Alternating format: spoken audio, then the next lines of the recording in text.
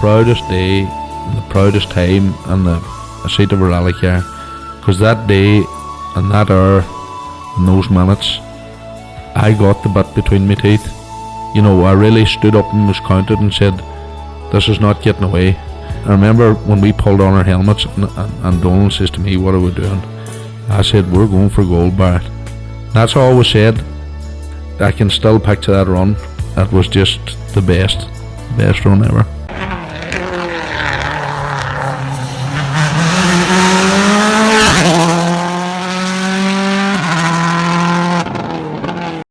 Welcome along to Krunching Gears, the Rally Podcast, Season 3, Episode 32. And Connor, we're going to talk rallying once again, and the Donegal Rally, Part 2 of our epic review of Donegal. Yeah, what do you call it? We're talking rallying, all right, not just any rally. Yeah, still reliving the memories from the weekend, 2 weekends ago now at this stage. Really was a fantastic event, Kevin. It really was. And this here episode then we'll catch up with the four-wheel drive, the R5 Rally 2 guys, and as well as that then some of the historic and the RC4 competitors as well too. But this is a jam-packed show. We haven't said this before, but this is taking it to all levels of ridiculousness. We got a chance to talk to was Meirion Evans, and then Dana O'Sullivan and David Kelly. They were second and third. And then the one in the, engineer, I suppose, Adam Platt from AP Art, just to get his sort of thoughts on it as well. And then as well too, we spoke to Matt Edwards and just getting his thoughts on how he felt Donegal won for him. Yeah, and in addition to that, we also catch up with Rory Kennedy, Niall Burns, Garry Jennings, Andy Hayes, and Joe McGonigle, along with Paul Barrett. Yeah, and then finally then we caught up with the other Meirion Evans, and along with his co-driver Anthony O'Sullivan, they won the historics. And then as well as that then Kyle McBride and Ryan MacHugh from the RC4 category. They finished it, Ryan won the RC4 and that clinched the championship for him, and then Kyle McBride comes second and clinched the Stellantis Cup. But Connor, like, we've heard some great stories over the last few weeks, haven't we? And it's just been an absolute pleasure to be able to share them with all our listeners and viewers. Look, it's been fun to get behind the scenes, to hear the gossip, the stories, the join in the bit of crack and the banter, and it just adds to the whole rally experience. You know, you go up and you have a weekend in Donegal and you're catching up with people and you're chatting and you're having the fun, and you come home and it's very depressing. Yeah. And then we get to relive it then over many nights as we, chat to people and record and put the podcast together.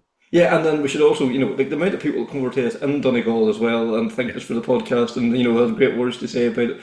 Each and every one of you, thank you very much. You don't know how much that means. It's an absolute pleasure to hear all the nice reviews and, and we do appreciate it. It really does mean something else, So, anyway, no point us what or not. Let's hear from Adam Platt, who was the engineer behind the Skoda that won the rally. And then as well as that, we catch up with Meirion Evans, and then David Kelly and Dana O'Sullivan.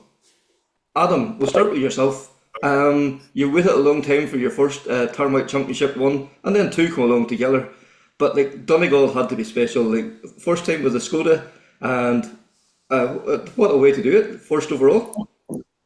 Yeah, brilliant. Really, we were expecting, to be up thereabouts with the polo, but then all of a sudden, Callum decided to throw a big spanner in the works and introduce the Skoda. So, yeah, put us under a lot of pressure. And, 5 cars ready this year and only 4 drivers, which was a first, already a lot to do with the 4 cars.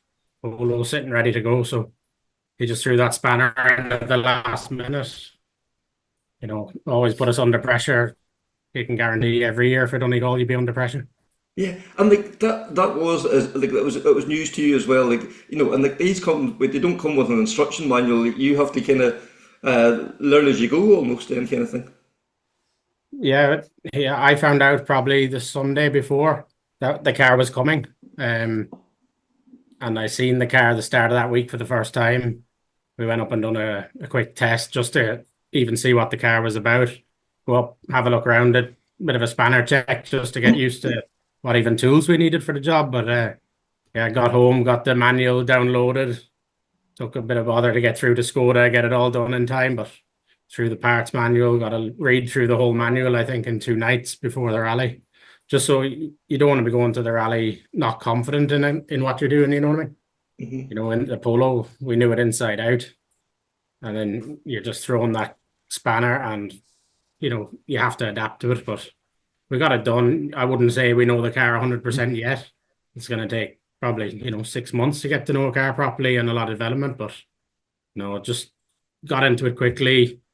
It doesn't vary too much from the polo, which is handy, but there's still different things on it as well, you know, especially on the software side of things is totally different, totally new to me. I'd never worked with a Skoda, so no, it was a fast learning curve, you know. That's for sure. That's for sure. And Meirion, you know, this year's been pretty much a learning curve for you as well. And like, fair to say that you come away from Donegal a lot happier in the Toyota because the 3 days in the car probably will pay dividends now for the rest of the season.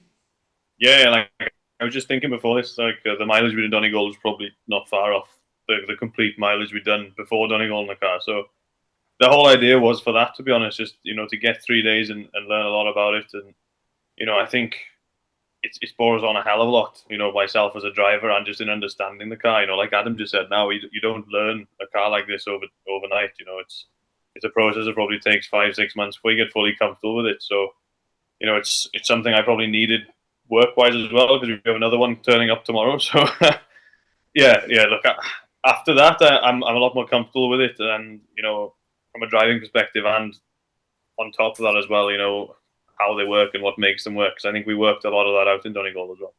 Excellent. And David, you know, you hear these guys saying it takes 5 to 6 months, you know, to learn a new car and how to adapt to it. You're coming on really good. That's like a couple of podiums now, and the pace is getting quicker and quicker with every rally. The 6 months is just starting to really slip in, and like what a result you had! Like one of the stars of the rally, yourself and Dean. Would you took the third place on Friday morning? Oh, definitely. Suppose, look, we maybe jumped up the queue there. Maybe the lads have a year or two done on the polos there, and we maybe jumped in there with the polos well started at the moment. You know, it's a great car, like. But no, definitely, look, because we started out in Galway with the polo, like, and if you had told me we were going to be on third overall in Donegal with a couple of fastest stage times, I don't know if I would have thought it was there, like. But no, we're happy, and look, we put a lot of work into it. And as you said, look, if you had told me that last week, I would have took it with both arms, to be honest. And then, like, you know, you've seen the work that goes in, you know, you're putting in the hard yards, you see what David's doing. Nice to see all the hard work paying in dividends. Oh, it definitely is. I say, like, that's only really his third year in an R5. And the likes of Callum and Josh are doing 2 a month this last couple of years, while working only like 1 a month. So to be able to mix with them in somewhere like Donegal is very impressive, I think, from David's side, you know. So basically the likes of like Atlantic drives that, like Callum and Josh and Matt know them stages pretty well. You know, and we can go in there and we can set the fastest time. It's pretty spectacular now, I think, especially doing your home rally. You know, that makes it that even more special, as being so close to home as well. Oh, it definitely is. Like it's the rally that everybody builds up to all year. You know, from January on, it's Donegal that you're looking forward to. This is where you want your best results and you want everything to go right. So it's all it works into for Donegal, and thankfully it paid off this year for us. That's for sure. And like Adam, you know, you're over here now, you know, a good few years, and like you've caught up this whole hype about the whole year's building towards Donegal and all. Like for Callum then to introduce a new car a few days away from it. Is there part of you going, oh my God, why is he doing this? Or is there part of you, I love this challenge, this is what we do this for? Yeah, there's a part of you that likes the challenge. You know, it's a great spectacle to arrive in Donegal with a new car. You know, we had all the hype of arriving with the new car. But then there's another part of you that, you know, 2 weeks before Donegal, we done Circuit of Munster, the cars were all in one piece. We went to the Circuit of Munster. We tried to do it every year with our Donegal cars. You know, all the engine rebuilds are done. It's really just change of oils, make sure everything's okay, check the data, you know, a couple of bearings, whatever's needed, go again. But then, you know, 2 weeks before Donegal, I thought, geez, this is the most relaxed Donegal I've ever had. You know, the cars are all sitting, you know, relatively intact. You know, we'll be polishing them and get home Wednesday night, you know, good and early. No, it's never the case. As usual, spanner in the works. And no, I don't think I've ever had a simple Donegal, but this year it was just made, you know, the same as every other year. We weren't ready. We were here late nights, you know, trying to get ready. And I don't think it would be Donegal if you didn't have that kind of pressure, maybe. I'm not sure, but definitely there's nothing straightforward about it. Yeah. Because like I thought even myself coming up to Donegal, things just needed too quiet. Like we knew the Yars was coming, 2 or 3 weeks out, and there's always somebody comes out up with something. You were part of 1 year with Declan bringing the Fiesta, and it was huge news. And like there was nothing big, there was no big reveal, and I kept thinking there's going to be something fall, there's going to be something come out of this, And the rumours started. I think it was like Monday. The rumours started about Callum and the Skoda and one thing and another. And then there was like I think it was Paddy Sines put up like a wee sneaky peek of like a car sitting. And I was like, oh, there's something happening, but nobody knew. And then bang, Thursday evening, Jesus, it's real. Like, and it just brought the whole thing to life. And it just was suddenly, oh my God, this has just added a new dimension to this whole event. Yeah, like I think Paddy probably put up that thing Monday. I was starting to hear things, but I hadn't even told the boys that worked for me what was happening, being honest, because we wanted to keep it kind of to ourselves, Come up to Wednesday evening, there's still a fair chance we were going in the polo because the Skoda would have had to been to a certain level and he would have had to been comfortable with it to even consider there as well. Knows the car inside out. So even David will tell you there, Polo's hard to beat. It's a very, very good machine. Even the Skoda, the Yaris, they're gonna have to up their game to be as consistently good as the Polo is right now. Mm-hmm. Yeah, like Meirion, you know better than anybody how good the Polo is, and like it is amazing. Like it's what now 7 years old now at this stage, and can still be right up there. It just shows how good the that initial car was. Yeah, I think the thing with Volkswagen was they set the bar and they set it very, very high. I mean, and the thing with the R5 regulations is that it's very unlikely that it'll ever move, inside the current regs that you'll ever get a car that's going to, really, really go a mile above that, Obviously, David showed it the weekend as well, but, the Polo is very good. And the thing is, they're so proven as well. Like Adam was saying with the Skoda, we have the similar thing with the Yaris where everything is quite new to us. So you're still working things out, whereas, I could have probably done Polo and Donegal last year with a Volkswagen and not put a click on it all weekend. Whereas this time around, we're probably doing something every stage, just to try and move on and find out what works and what doesn't work. Whereas I think the Volkswagen is that good and that sorted now across the whole of Ireland that kind of, I think it works, and that says a lot, especially with these long rallies, because you can just be consistent with it all the time and you know what you've got and it's going to work.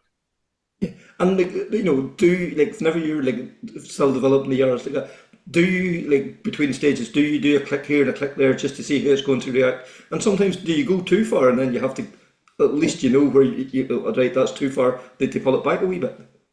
Yeah, sometimes, to be honest, in Donegal after I think Saturday morning where we seemed to get on the pace. To be honest, we had what turned out to be a fairly sizable problem with the front damper on Friday that we just kind of had to get through. But and from Saturday we were on the pace, it was okay. We didn't really change a hell of a lot after that. It was just a little bit, we were aware some things the car was doing I wasn't that keen on. We just tried to dial it out with some clicks. It wasn't anything massive, but yeah, I think from Saturday morning we had a decent place with it, and then from there on it was kind of a fine-tuning job, And David, you hear them saying how good the Polo was. Was it basically, get into the car Friday morning and not try and upset that you had it so finely tuned that you didn't really want to change it much over the weekend?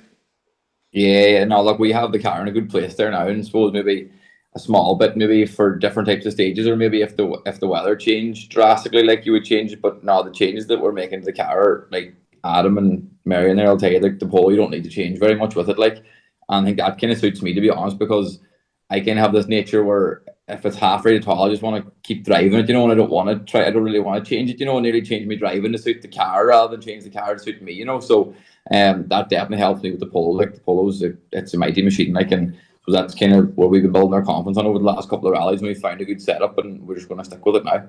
Mm-hmm. And Dean, we often hear other people saying the capability of these R5 cars, they just blow your mind. The harder you drive, the more rewarding they are. Do you feel that in the passenger seat as well?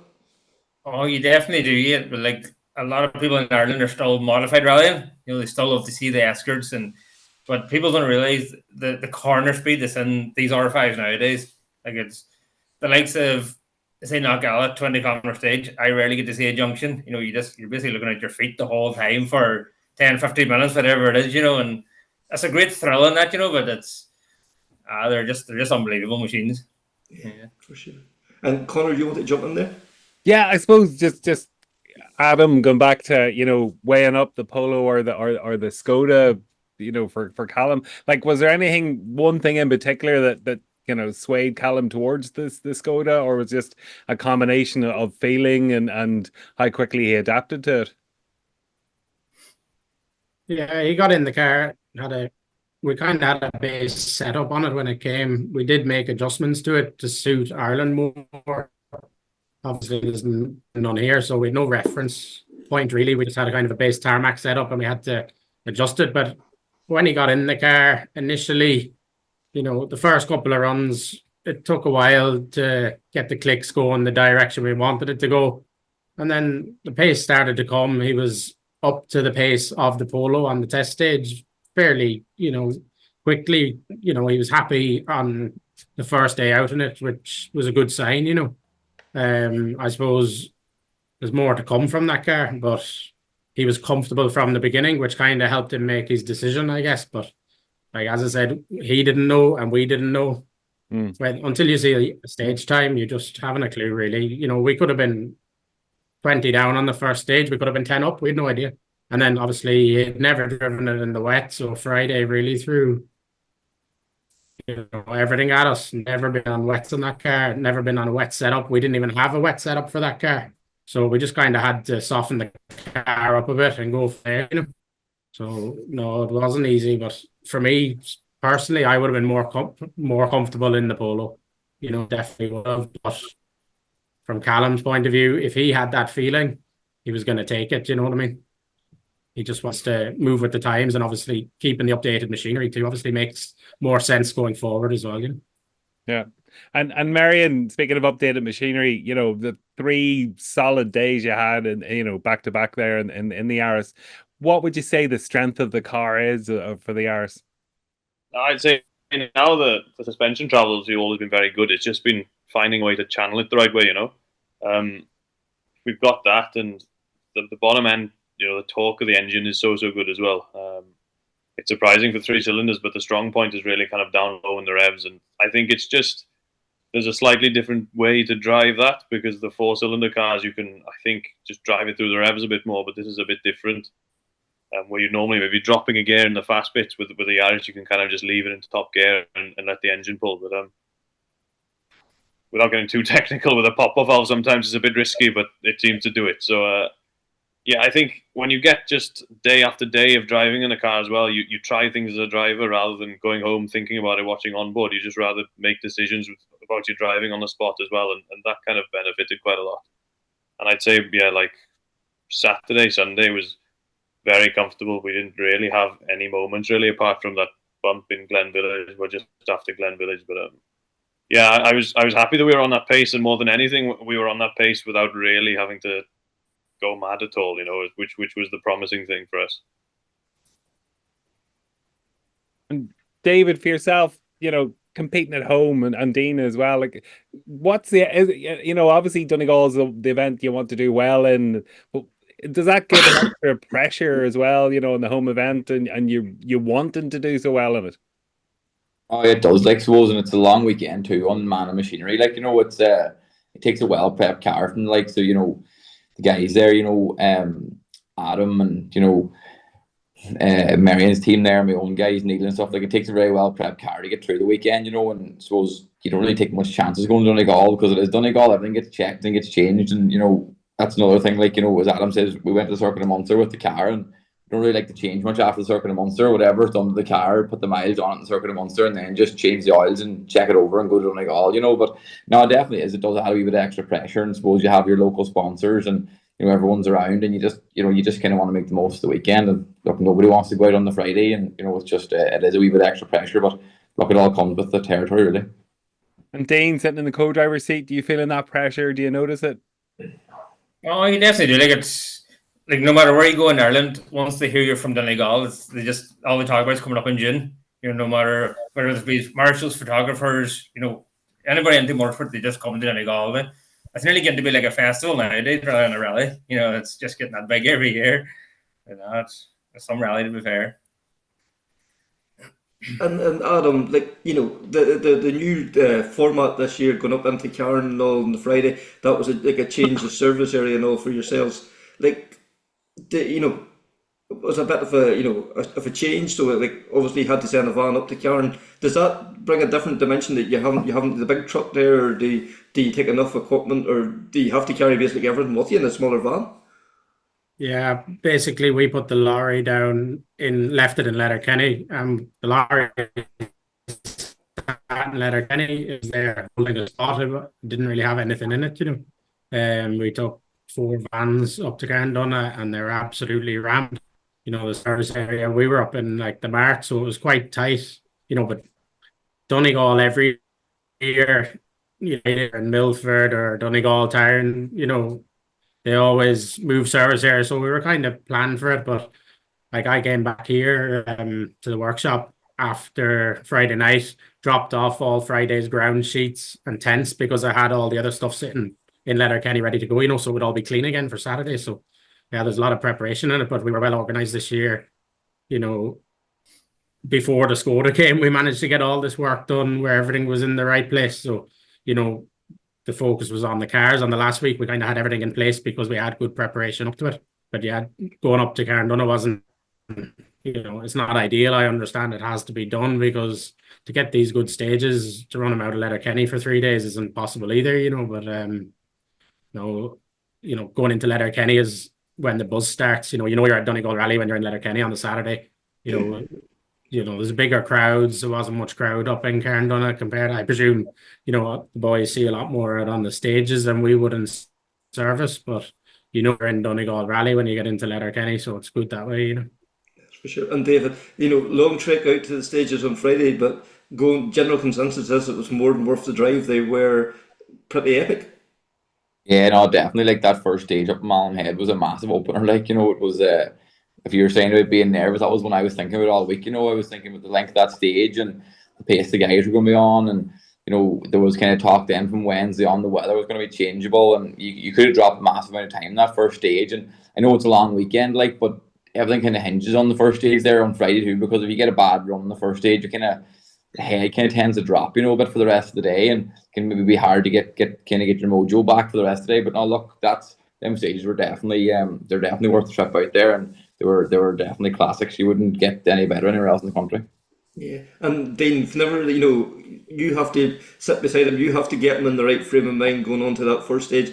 Is it difficult to control him when he's getting ready to go, or is he pretty much calm by the time that he's ready to dump the clutch?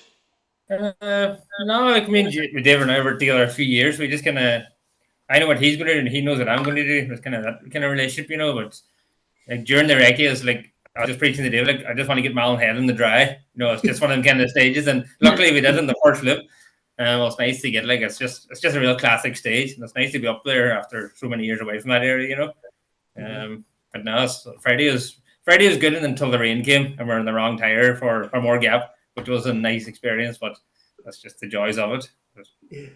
And like Meirion, you know, you've good experience now in Donegal. What did you think of the new stages? I thought the Friday this year was a lot better than the Friday last year, to be honest. In fairness, Malin Head is really, really enjoyable. I wouldn't say we had the best Friday, but yeah, to be fair, the loop was really good, and I would probably favour going back there next year back down to Donegal Town, to be honest. You can cut that bit out of the. Yeah, that's just like I just thought it was Malin Head's a very nice stage actually. Even in the wet, there's actually decent grip on them until you get the bits of cool cross maybe. But still, yeah, I thought it was a brilliant loop. It's a long way, but you'd say it's probably just about worth it. And that more gap, like it looked, you know, I drove it as a tourist, but it looks sort of like frightening. Like I would imagine going down the other side, the climb up is quite daunting, but going down the other side must have been hairy at places. Yeah, David forgot to press the brakes to get to the square right at the end. So.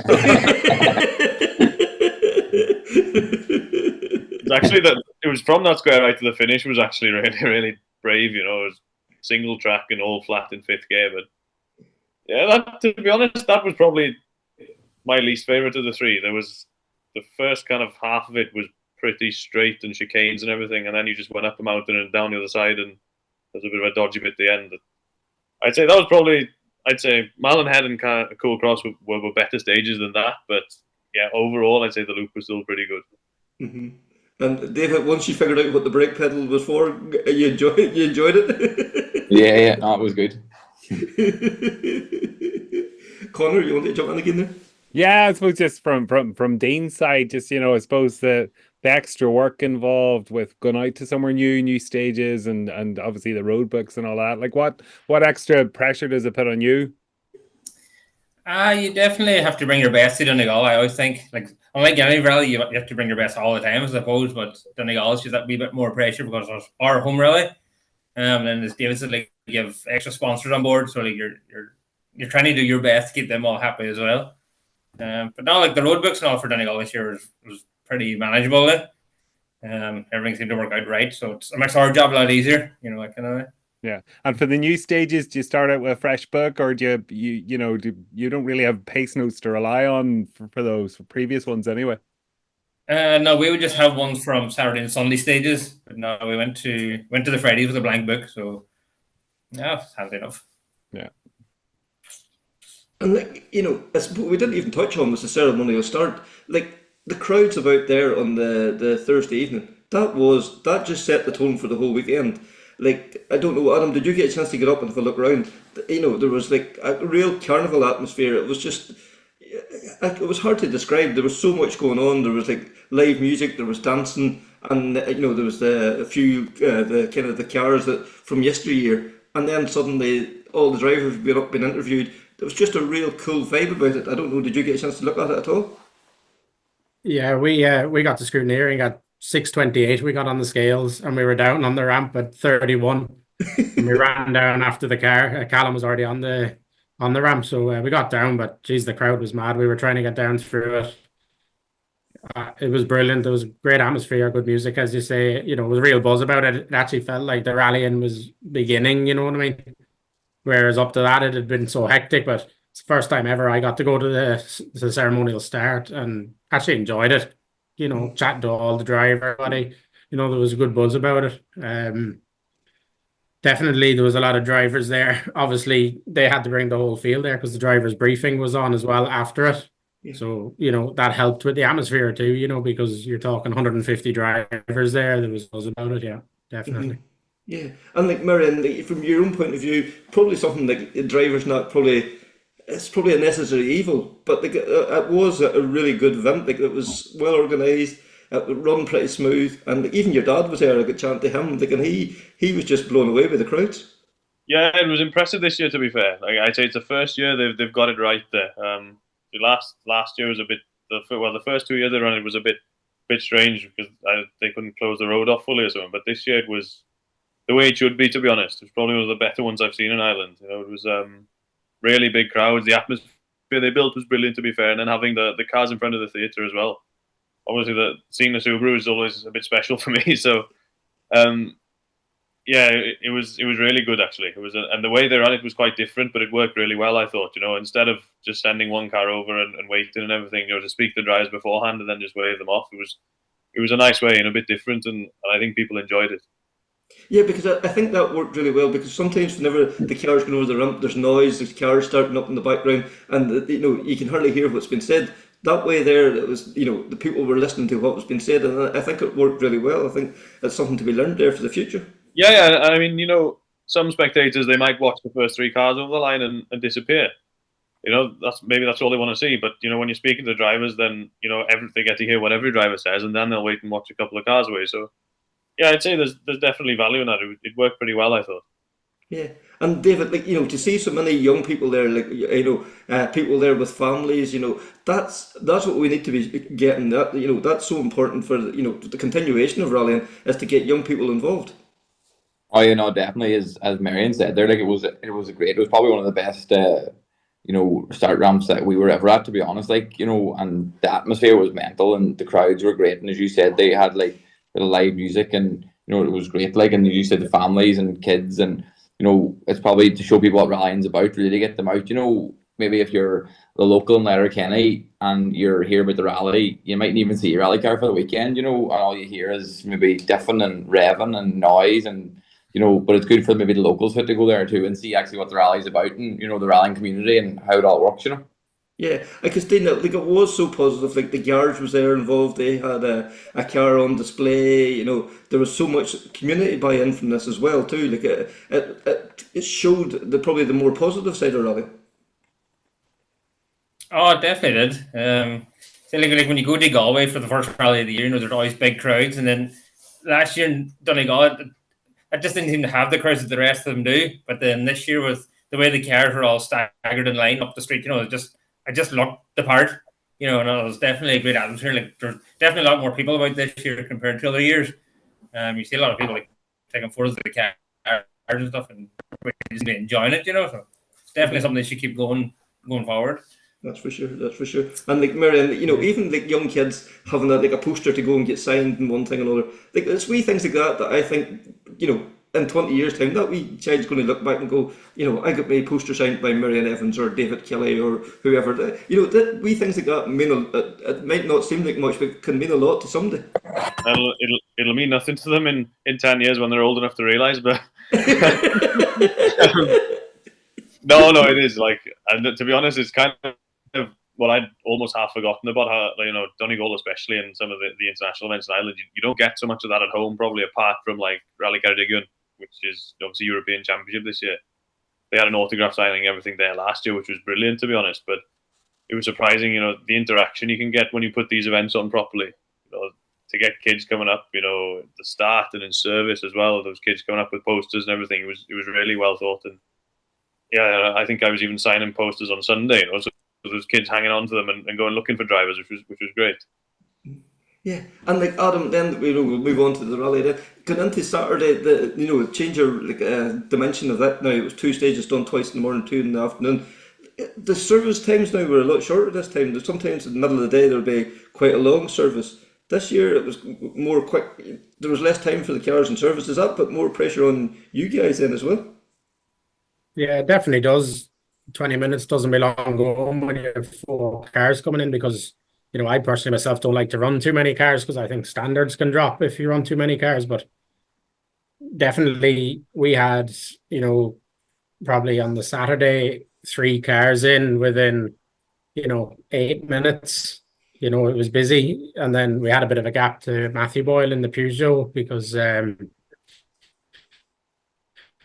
first 3 cars were all running close enough to the top 10. So, you know, definitely the 20 minutes doesn't belong going. If you have a problem, I actually bust a front shock. That was on the Friday. But if you had a problem like that on the Saturday, it would be a complete disaster. You know, it takes men away. But not only that, with the changeable weather, then you're losing men to tyre fitting as well. And if you get a late tyre call, you know, a simple service can become very busy and look hectic for no reason at all, even if nothing's wrong, you know. So it definitely does. But Saturday did feel like it was never going to end four times. I think the cars came in, you know. I prefer the 3 stages, gives you a bit of a break, you know, a bit more time to get tires and that ready and wheels clean, stuff like that, you know. But no, it was good because it adds more buzz to it. You know, there was spectators hanging about for the whole day because, you know, the cars were never more than an hour or 2 away from service, you know. So it definitely gave people in Letterkenny more things to do as well, you know. But I think it was well ran. I thought it was very good on Saturday, you know. Yeah, and like Meirion, from your point of view, like probably like 8 stages, 8 good, you know, real good classic stages. Did it come across as a kind of a long day, or was it always moving on the whole time? No, to me, that sort of 4 different stages on a Saturday, that's traditional Donegal, because that's how since I've been coming, that's how I remember it really. And the move to 3 lately was, as a driver, I don't think a stage should be run more than twice really. 2 is enough because the 3rd pass usually becomes racing, you know, like you see Knockgalla this year. Even the first pass, I mean, there was half a second between 3 of us for, you know, first and second fastest. So, you know, introduce another 2 passes of that, you don't really need it, you know. But and for me as well, you know, the more stages you can do, the better, because it gives you more chance to make a difference or something. Okay, that, like Adam says, it adds a bit of pressure on the boys in service. You know, they're a bit tighter and everything. Didn't help the rally ran a bit behind, so they had to shorten the last one, I think. But yes, like with like I'm in a late tyre call for one loop, and luckily we had some boys with us helping, running an escort as well, and they could run up and do that, and the boys could look after my car. But overall, I'd say the 4 stages run twice on a Saturday is probably, for me, how it would be better going forward as well, because it just adds a lot more to it. Mm-hmm. And what's your thoughts on Glenn running the opposite direction? Is that the first time you've drove it that way then? Yeah, I think that was the first time they run Glen that direction since 16, I think. So yeah, it'd been the first time I did it. It was good. I think there's probably the times weren't suggested because again they were so close, but it feels like you could make more of a difference in there. There's coming down a hill is obviously you've got to be a good bit braver than going up a hill. So yeah, I mean it's quite enjoyable actually. The bump at the end of it where obviously Josh put the car up, I think a few of us had a moment there. That was a bit scary, but no, it's, to be honest, a great stage in either direction. I'm not sure which way I prefer it, but yeah, it's definitely not a bad stage that way either. Yeah, but that's amazing. Like that bump, like it seemed to catch out an awful lot of crews, and that's the difference between doing the recce at 30, 40 mile an hour and then coming down at it at full tilt. It just I suppose it's a thing for spectators. Just always be aware to expect the unexpected. Yeah, I mean we hit that compression at, I think it was 180 k's. So yeah, it's. Mine didn't actually look anywhere near as bad as Josh, because I was going to upload my own car, but after Josh did his, I was like, no, mine doesn't look anywhere near that bad, so people would laugh at me. And David, your thoughts on the Saturday stages this year? Yeah, no, look, Saturday was great. It was, to be fair, I did find it a kind of a long day, but look, it was good. Like it was a great day, great stages. Like, and as Meirion says, they're getting the 4 different stages. Just doing them twice is definitely good. It leaves it a bit more level. When you go into the stage for the 3rd time, it does turn into a bit of a racetrack sometimes. Like, and especially with them stages that everyone's done so many times. Over the years. But no, look, it was a great day's rallying, and the stages were great. Like, and to be fair, like there was a bit of a delay. Like, but I think most people got a lot of stages on the Saturday, and I think it was a successful day's rallying for everybody. Like, yeah, and I think they were probably quite clever with Saturday as well, because obviously Knockalla is Knockalla and everybody knows it quite well. But the other 3 stages were actually, I think Garry Gort and Glen hadn't been run that way for a good few years, like probably 8-9 years. And then Lockheil it's a pretty new stage. Nobody would have really done that. So it was quite a fresh Saturday as well, which was actually really welcome. I think it was good for it. Mm-hmm. Aye, because like you want to come and do the Nogal, Donegal wouldn't be the same without it. You want to do the classics, but to be able to mix it up as well, you want that as well too. Yeah, I think they did, the route this year was the best, I would say, since I've done Donegal. I think the way they kept it fresh but still kept the classics in was a really good mix. For sure. And David, you got your first fastest time as well too at the weekend as well. Like you got 3, I think, over the weekend. That's when everybody was still racing real hard. That must give you immense satisfaction to know that you can nail it on there too. Yeah, no, look, we were very happy. I think it kind of came as Meirion said there with the fresh Saturday. I think that kind of helped me, to be honest. Me and Dean seemed to kind of be strong on stage, maybe on the first pass, and stages that haven't been done before. If we go to some other rallies, they're not all so common stages or classics. We definitely struggled in Killarney with the classics, But then when we got into the Sunday in Killarney with the other stages, we found that it was definitely a help. So then in Donegal this year when we had the fresh Saturday, it definitely helped us. We had a couple of fastest stage times, but it was a bonus. And as you said, everyone was hammering hard. Like the pace in Donegal is hot as it is, but then when you had a couple of guys fighting at the very, very front there for first place, it was the pace was definitely hot. So look, we were tough to get them, to be honest. And Dean, when you're in the car and you're in the zone like that, there's no better feeling, I would say. And do you feel it, coming off that stage? If somebody beats this time, fair play to them. Oh, you definitely do. Garry Gort's one of my favourite stages in the other direction, and we come off Nogal after having a bit of an overshoot. So your heads are kind of down because the race is so tight. And then the Garry Gort, I just thought this is going to be an epic stage. I just love it. And we come off it, and David, you're like, "Oh, what do you think?" I was like, "Ah, it's good." And then we're clicking, and it just lifts the whole car, But now Garry Gort in that direction would be one of my favourites in Donegal now. It's fast, but it's great. It's a great stage. It's got even better this year. Definitely has. But no, it's good. It's good to mix it up. Like the Lockheil, it's like when you do Knockalla, I could drive in nearly at this stage. I've been over that many times, but the likes of Lockheil, mixes it up and it gives people who haven't done Donegal as often a more of a level playing field as such. Mm-hmm. So it's definitely a good mix up this year. Yeah. So what you think for the plan for next year? Let the co-drivers drive Noel. Meirion, you be up for that? I would. No. Connor, you wanted to come in there? Yeah, sorry.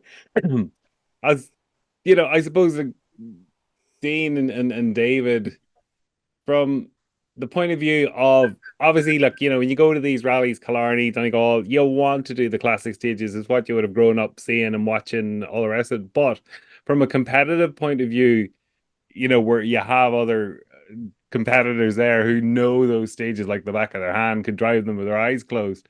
You know, I suppose how much, you know, how much does it pain you to be doing those stages as opposed to, you know, where you said, Dane, about, you know, leveling the playing field? I suppose like going down to, you know, the natch, or the, you know, the more common stages, the traditional ones there, like it definitely has a wee bit of extra pressure too. Like, you're in the bottom of Knockall and you're looking up the hill, and you know, look, everyone knows Knockall, but at the same time it's one of them stages, a lot of driving in it, you know, and it has a bit of everything. It has that main road, them wide bits where you need the lines at the start, and then you go into the narrower stuff at the end, and it's very fast. And look, it definitely is a lot of extra pressure when the stages have been run so many years and stuff, you know. But I suppose from our point of view, as Dean said, we maybe just don't have that much rallying done in the R5 and the Irish Tarmac Championship, so it definitely does suit us to go off the beaten track, maybe a bit into the more new territory, you know. But look, it is what it is. The stages are the same for everybody, and I suppose it's just you need to just go as hard as you can, really, on all the stages, like. Meirion, like your third year to compete in Donegal, are those classics as well known less daunting because you are more familiar with them now, the likes of Atlantic Drive, Fanid, Knockalla? Yeah, it definitely helps, you know, doing them over and over. But you know, I was the same as David for years. You know, I think if you look at the rallies I've won in the Tarmac Championship, they're probably the ones that don't have classics as such. You know, Galway and Ulster would be two rallies that would change a fair bit, and that's why, you know, I'd always try and say that they'd be my strongest events, because I wouldn't have the experience of the traditional stages. You know, like Killarney and Castletownbere, I've been down there twice, and I've only done 3 stages twice. So even if I went there now, I'd probably struggle. So yeah, with Donegal, I think it was my 4th time, and you can definitely tell, you know, every time it gets better and better. And I'd say this year was probably the first year I felt on pace alone we were really kind of on the leading pace in Donegal, to be fair. In the past, we've kind of, I think we came 3rd 2 years ago, but we kind of did it through picking up the pieces, whereas this year I think we felt, at least over Saturday and Sunday, we deserved to be where we were. So yeah, it's experience, and you know, and even though you know a road well, you've still got to drive it. You know, that at the end of the day, you've got to hit your max and everything, and it's that close as well. As you know, you can't make mistakes, and when you're driving that fast, it can be hard to not make mistakes. Adam, from a preparation point of view then, or a setup point of view, going back and doing the classic stages year after year, does that help? Does it make it any easier to get the car, you know, prepped for it, or really it doesn't make that much of a difference? Yeah, you kind of know from previous years, your Knockallas and that, you know where you need to be with the car. But, you know, going into Friday, we had, you know, raised the cars slightly, you know, softened them off, you know, for compression, stuff like that. You know, there was 2 different types of setup that we had done on 2 different test roads before the rally, that in preparation for that, you know, the rain did mix things about on Friday. We ended up softening the cars anyway, you know what I mean? Rather for the weather more than for the actual stages, but not through a spanner at it. But you know, your Saturday, Sunday stages, you know where you're going, you know where you were last year, you know if it works or not. So it's kind of straightforward, really, especially say on the polos there, like David said, you don't have to change that much on them. The car's that good in the middle range that you'll never be a mile away from where you need to be, really. You know, you'll have to adjust your right height for, you know, major compression so that you don't damage the car. But other than that, it's fairly straightforward, especially Saturday and Sunday, definitely, yeah. Just, you know, say that, you know, the driver's just heading out and you've given them the perfect car for in your head to going out to the stages, and next thing you hear, oh, that, you know, we've changed 2 clicks in the rebound, or, you know, we've changed something at the front. Are you going, oh, why are you doing that? Or do you have to trust the instinct of the driver there and then? Yeah, every driver's different. You know, I had Stuart Darcy this year. I haven't actually worked with him. that much. We done 2 or 3 rallies up to Donegal, but then they get an overshoot or something, and then they're thinking maybe it was the car done this, and sometimes it is the car, and you have to bring the car towards that specific driver. But sometimes you're thinking, if they have a bad stage time, are they changing the car because of the stage time? Is it in their head? Sometimes it is, sometimes it isn't. Usually the drivers are pretty good at telling you, if something's not 100%, if they're not comfortable, they're not going to be quick. So even if it's not the right thing to do, in my opinion, for a stage time, sometimes you do a setup change to suit a driver so that they're in the right headspace. And then the stage time will come because they're happy with their surroundings more than anything. They feel more comfortable. The stage time will come, even if the setup, in my opinion, didn't go the right direction. You know what I mean? Mm-hmm. And like you look at the data, and one thing does it blow your mind that these guys and different types of car, the Yaris, the Polo, and the Skoda, and the Fiesta, they're all these different cars, and yet they can come off a stage that's 20 kilometers long and be all within a tenth of a second of each other. Like that defies logic, really, doesn't it? Or can you see how it works that way? Yeah, you can. Like as Meirion said, the regs for an R5 car have not changed, since I first started working with them when we were testing the Fiesta 2012-13, testing the very first Mark 1 R5.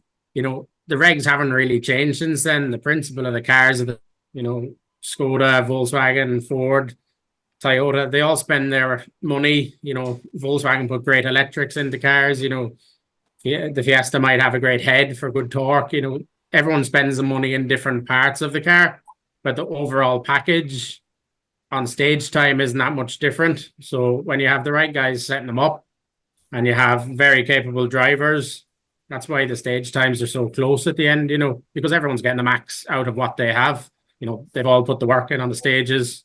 The car really, there's never going to be an R5 that comes out, unless someone gets real good development and a great test, people can be up the road, but, people are going to be fairly even because the regs are fairly even on the cars.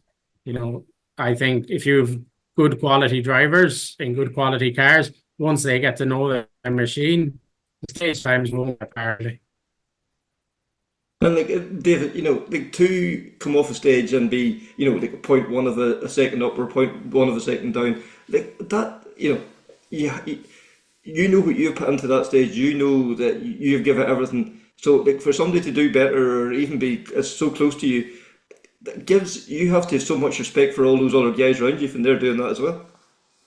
Oh yeah, like the pace is mental at the moment, like, and it's consistently been like that. It's not even just Donegal, like the whole year the pace has been very hot, like, and I remember looking back in Galway and thinking, like, I'm 10-12 seconds, I'm a second a kilometre off these guys. I don't know where it is, I don't know where I'm going to find it, like, but you just have to keep chipping away and keep working at it, and working on your own driving and your own pace notes, and as Adam says there, getting the car right. And there's a lot of things there. The car might never be far away, but you have to just get that feeling in the car, even if it is only a click or two one way, just to get a bit of more of a feeling in it, and it mightn't be any different for another driver, but as long as you have it in your head that it's right, you can really push it that bit harder then, and like to have that. We actually spoke about this, I think a couple of us were talking at the start of one of the stages, like if you lined up the in cars, I would say you'd probably see a lot of variants of where people are going faster and slower, but at the end it all just really adds up to be the same at the end. Some people will be strong and different types of roads, and maybe some guys are braver on the fast stuff and some guys are maybe leaving their braking a bit later and stuff, but I don't think we're all doing exactly the same thing in every place. I think it just kind of all adds up that way in the end, Yeah, because Meirion, the way the Formula One guys do it, they can overlay each other. You would love to see that over a stage that all the guys are so evenly matched, like just to see where somebody's gaining advantage and where they're dropping it off. Like the geek in you would love to see that, I would say. Yeah. The difference in rallying is people keep things to themselves a lot more, I think. No, I mean it's a bit different. I think a circuit, you can analyze to such a point where with the data, because you generally probably have like between 10 and 15 corners to do, but when you're doing it over, like, I guess 20 k's of a mountain road, it's a bit different. But yeah, I'd say it's probably certain that people are gaining in certain places and losing in other places. I mean, you can even come down to like a pace note or stuff. and stuff like that. You can make a safe note, lift a bit early, lose a tenth or 2/10, and a few times in Donegal, like if I could have found a second on a stage, I'd have probably won 4 or 5 stages and not one. Like we were saying at the end of Saturday, like we'd beaten everyone on a stage, but we hadn't beaten everyone. Yes. We'd beaten everyone across a certain stage, but we didn't beat them all together on one stage. But yeah, it came Sunday finally. But but that shows the level. I mean, that's very good for the sport and the country and the championship as well. If you've got historically, look at Donegal, I would say it's always been kind of 1 or 2 drivers that are fighting for the win and they'd walk away. And they're then on a pace that the guys in 3rd, 4th, 5th maybe just kind of accept they're not going to get there and have their own race. But this year, I mean, there was 5 or 6 guys really who were pretty close, very close on every stage, you'd say, and were capable of taking stage wins and did, I think. I'd say Keith, Matt, Callum, Josh, myself, David, I think we all won stages. So, 6 drivers winning stages, it shows there's a good level across the board. Yeah, like 2024 has already been talked about as being a classic year, and like that's going to be something really special, because like normally we look back in 3 or 4 years time going, oh, that was a fantastic year, that was fantastic rallying that year, but the fact that it's already been talked about now, that just shows you how epic that last weekend was. Yeah, I mean, it's a great era, I think, to be honest. The last 3-4 years have been brilliant. Since COVID, I would say it's been brilliant. I think it's probably one of the best eras in Ireland in terms of, I'd say, the depth of competition. I mean, there's always been, I'd say Ireland's always had the best cars. I mean, always had some great drivers, but I don't think they've ever had, this many drivers, capable of winning rallies or capable of winning stages and stuff. So it's strong like that, and it's really great to see. And I think it's a testament probably like to the R5 class as well, or Rally 2 as they call it now. It's don't get me wrong, the cars aren't cheap, but it's obviously achievable for many people because there's so many of them about. Mm-hmm. And like Adam, like you've been involved with it, the R5 Rally 2 cars. Like you can see the benefit of them. Like from your point of view, they have to be good for the rally. And we can see so many competitive guys out, and it's not just 2 or 3 guys. It is that 6, 7, 8, 9, 10 guys. Yeah, it's brilliant for the sport. I think there's probably 20 R5s lined up there before the ceremonial start in Donegal. Where else would you see that? You had new Fiestas out of the box, the Yaris, the Skoda, everything was there. Citroen, you could look at all of the cars, you could compare them all. The racing's tight, absolutely brilliant. Like everybody remembers the days where we stood up on the ditch waiting for the S12B to come down and hear the banging out of it. But, was the competition there that's here now? As Meirion said, any of them 6 boys there, maybe even 10 boys at the weekend could have, won a stage or fight for the rally, you know what I mean? Yeah, because Meirion, another guy there, and I think, I'm not sure where he set it fast the time, but Kath McCourt, was thereabouts for for all day Friday and all day Saturday as well. Yeah, to be fair to Can, he put together a great rally again, just unfortunately, I think he went off. Probably cold tyres and stuff quite early on the stage, but yeah, Cahan, on a few occasions actually, I'd say he's due his result now, to be honest, because he's shown so many times that he can drive at that level, and any other international rally would have finished it. That's the that's the bottom line, It's just that with Donegal having an extra day, it takes a bit more maybe with concentration or just a bit of luck and everything, So he's due a result for sure. I mean, he's got a lot of speed in him, and it was sad to see him go actually, because it was a good race. We were going into the 3rd day. I think it was like 15 seconds between 4 of us, which is crazy, really, because we'd already done 200 kilometers. So, yeah, it's a shame. I think he won a stage as well, so that's another one. Yeah, but David, that's what rallying's all about. That's what you want to be. That's why you're rallying. You want to be involved in those fights. You want to be involved in those scraps. No, yeah, definitely. We're all definitely very competitive. It definitely is. It's where it's at. Like at the moment, the Irish Tarmac Championship, it seems to be it's really just at a mental pace at the moment. It's great to be there and to be involved in it. And the cars are so good, and you know what I mean. And there's so many good drivers out there that you never know really when you're going to the rallies. You always have the regulars there at the front, but at the same time, there always is a couple of guys who creep up in the long grass in the back that are, having a good run and, show good speed. So now it definitely is, and there's definitely more to come in the future for a lot of them drivers as well that are there now getting with these cars and starting to show speed. Yeah, and then like from your point of view, you're now up in that top echelon. You've worked hard. It's took a lot of effort to get there, but like the way everybody is so welcoming, and there's no snobbery. There's no, everybody respects each other. Oh, but definitely do. Like, it's at the end of the day, it's still a sport. A lot of us are friends, and then you say like there's not many sports that when somebody's in help, like we all trying to help our fellow competitor. If they're pulled into the side of the road, like David Moylan and Matt Edwards after Atlantic Drive, me and David stop with them. Like we give them our toolkit and ask them, trying to assist them, even though they're beating us. But like you still want to get everybody to the end. So to me that's what it's all about. Like it's still our sport. It's good to be at the top of it now, and it's good that it's so close racing. I was just actually flicking through like Knockalla, 20 kilometers, 0.6 of a second between four of us. Like, how is that possible with four different car manufacturers, four different sets of pace notes? It's just mind-boggling, isn't it? Yeah. But it's good. Like. And like to be in that, like that must just be epic. That must just be, that's what you're rallying for. That's it. And then you come to the end of Knockalla and you're scratching your head thinking, where am I going to get this extra 2 seconds? Like over 20 kilometers, it's you click your fingers, it's 2 seconds. But it's very good for Irish Tarmac Championship this last few years. Like it's getting stronger all the time. On Friday, like any of them top 10 could win that rally. There's not many rallies in the country. You could say there's going to be 10 drivers could possibly win it. Yeah. Crazy. Yeah. Yeah. And I suppose we could start wrapping up, but maybe before we do, we'll have a word about the Marshals. Like the record crowds this year, and like never lost a stage. We lost one stage, but that was outside the motor club's control. Like that just says how well the Marshals and all the officials performed their duties over the weekend. Maybe Dane, you take that first. Oh, 100%. Like if it wasn't for them, we wouldn't be able to do this sport. And they come from all over the country to Marshall for Donegal. Like, and they're also like when you hop to the start line, like they're all down. They all just want to chat to you and take photos and look at the cars, and that's just a great buzz, a great atmosphere. Even for us to start, like knowing that everybody's there and everybody's doing their job, but we're all there for the same reason, like. Yeah. And Meirion, like you've seen it like over the last few years, like the Marshals are so important, and it is so vital that they come from everywhere. They're coming from Wales, everyone to come over to Donegal to help out.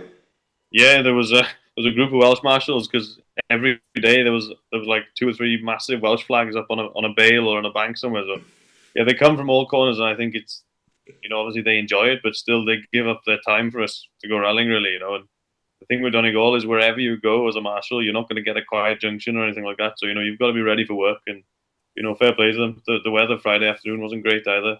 I've always said I'd find it hard to motivate myself. I got out of bed on a Friday or Saturday or Sunday morning, whatever, and it was pissing with rain. And, you've got to go and stand in a field and watch some cars. But maybe I've been spoilt. But no, fair play to them. It's a task that not everybody would do. But I think the Marshals, in fairness, are probably the most passionate people of them all. Yeah, and David, from your point of view, like it's what rallying's all about. These guys and girls that use up their holidays, take days off work to come to allow you just to do what and let you do your passion. Oh no, definitely. And as Meirion said, like I remarked it this year, and maybe we were probably running up the field a bit further than normal, and like the crowds that were out watching Saturday and Sunday, like the ditches were lined with people. Like there was thousands of people on the stages. So like definitely that would be a job, like a marshal's job in itself, but come to Donegal with the crowd, and especially on Saturday and Sunday when the weather was a good bit better, it was drawing out more people to the stages, and look, it's not easy, like to keep the box junctions clear and make sure people are standing in safe places, and then just to make sure that they maintain the safe places throughout the whole stage, for all the cars coming, people aren't trying to leave, with 40 cars gone and people are trying to run to the next stage. Just it wouldn't be easy, like definitely isn't an easy job, like so. No, definitely hats off to the Marshals. Like they've done a tremendous job over the weekend, and they have been all year. Like, and I'm sure you go to them rallies. Like I know Donegal's maybe a bit bigger, but it's always the same faces you see. And in fairness to them, they're always there. Like, and they're dedicated to the sport. Like, and without them, we wouldn't be fit to have our race. Like, so no, definitely fair play to them. Like. Yeah, and Adam, like I'm sure you've seen it in service too. Like the way the Gardaí was keeping the traffic flowing, the way the Marshals was keeping everybody, safe and all that. Like all those people play a vital role, and even in round service, it's just vital that people watch what they're doing, look where they're going, and it just obeyed. The Gardaí was keeping the traffic flowing really cool there, and it just seemed to run very smoothly. Yeah, it was very well run this year. And I noticed it particularly this year. It was very good, you know. Even coming out of the service, we had guards on the roundabout, you know. You weren't queuing, obviously queuing, it's Letterkenny, you know, but there was guards there. It kept the traffic moving. It was very, very good. Like, it's a job I would want to do anyway. All those Sierras and that revving around the place, definitely not. But and then even the Marshals, when we're on our way, you know, we're on our way into service in the morning, you know, you think you're going to be the first person there because you're up at 6:30, 7 going in, and you'll see them at a petrol station down the road, you know, Marshall's meeting point, and they're there before you, you know, and only for them, you know, people like me wouldn't have a living. I make a living from this, you know what I mean? And then people volunteer, you know, they're all volunteers. They give their time up, you know, very good of them, you know. They put up with a lot of abuse on the stages, you know, everything ran perfect in Donegal. Obviously, there was a few delays, but no, brilliant. Absolutely brilliant. And I suppose like we're come to near the end now. Like that holding area at the end of the last stage, like your team was there, your family was there. Like there was something very special about just that wee holding area. Like it was only maybe 10 minutes just run there, but it was just nice to get that wee bit of downtime.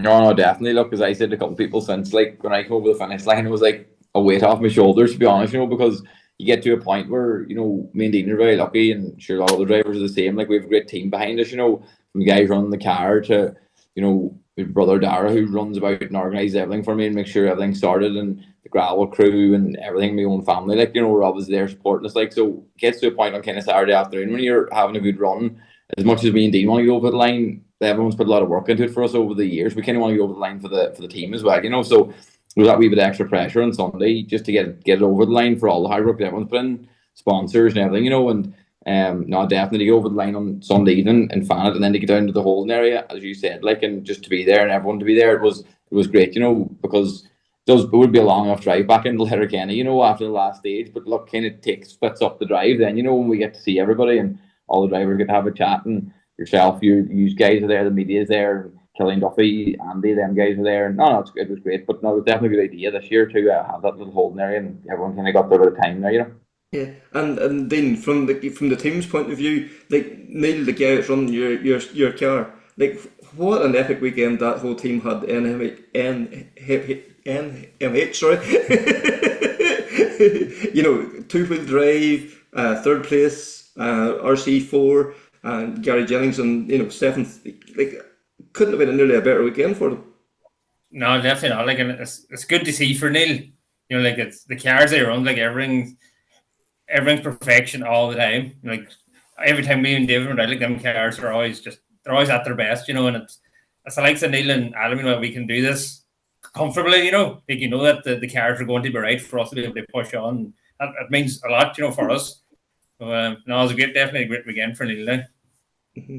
And Meirion, from your own point of view, like a great weekend for Melvin Evan Motorsport too, as well, coming away with a podium, 2nd place, and it really showed you what the Yaris is capable of. Yeah, of course. Obviously, there's a big spotlight following that car around everywhere this year, and I would say it's probably taken us maybe, you know, I'm obviously quite competitive. We won't be happy until we're thereabouts, and it was always going to take a bit of time, but you know, eventually we got there, and yeah, I'd say over Saturday and Sunday, like. If it had been a 2-day rally, we cancelled Friday, we might have won, but that's not how it works. But no, look, it was good. I mean, good for everybody to see. You know, I know there was a few people saying before this rally on this podcast that the Toyota maybe wasn't a great tarmac car, but I think we proved that. It seems to be that it's a very good tarmac car, and you know, also on gravel now as well. So you know, the future looks good for the car. Obviously, it's still very new. It's only 6 months old. But, you know, if it's getting the result it's getting this early on, then, you know, I think the sky's the limit for the car. It's just you've got to put the right man behind the wheel, I guess. Excellent. And Adam, you know, what can we say about, you know, your team? What a performance put in at the weekend. Like, that must have been some pressure for you guys. Change a car just days before the event, taking the one, and then as well as all, you know, all the rest of the guys as well. Really strong results right throughout the field. Yeah, it was good. We had 1st, 6th, 8th, and then Matthew got 3rd in the Peugeot thing, you know, but, you know, Matthew's car needs as much attention as car number 1, you know what I mean? Try to give all the customers equal attention, you know.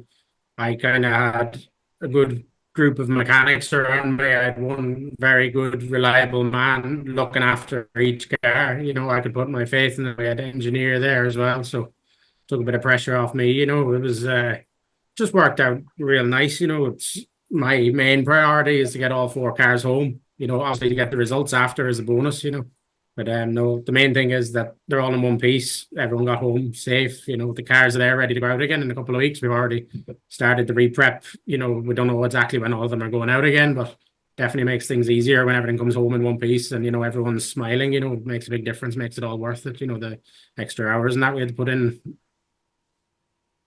And you feel that the Skoda is going to be a force to be reckoned with? Like, as you say, you haven't even got it fully unlocked yet.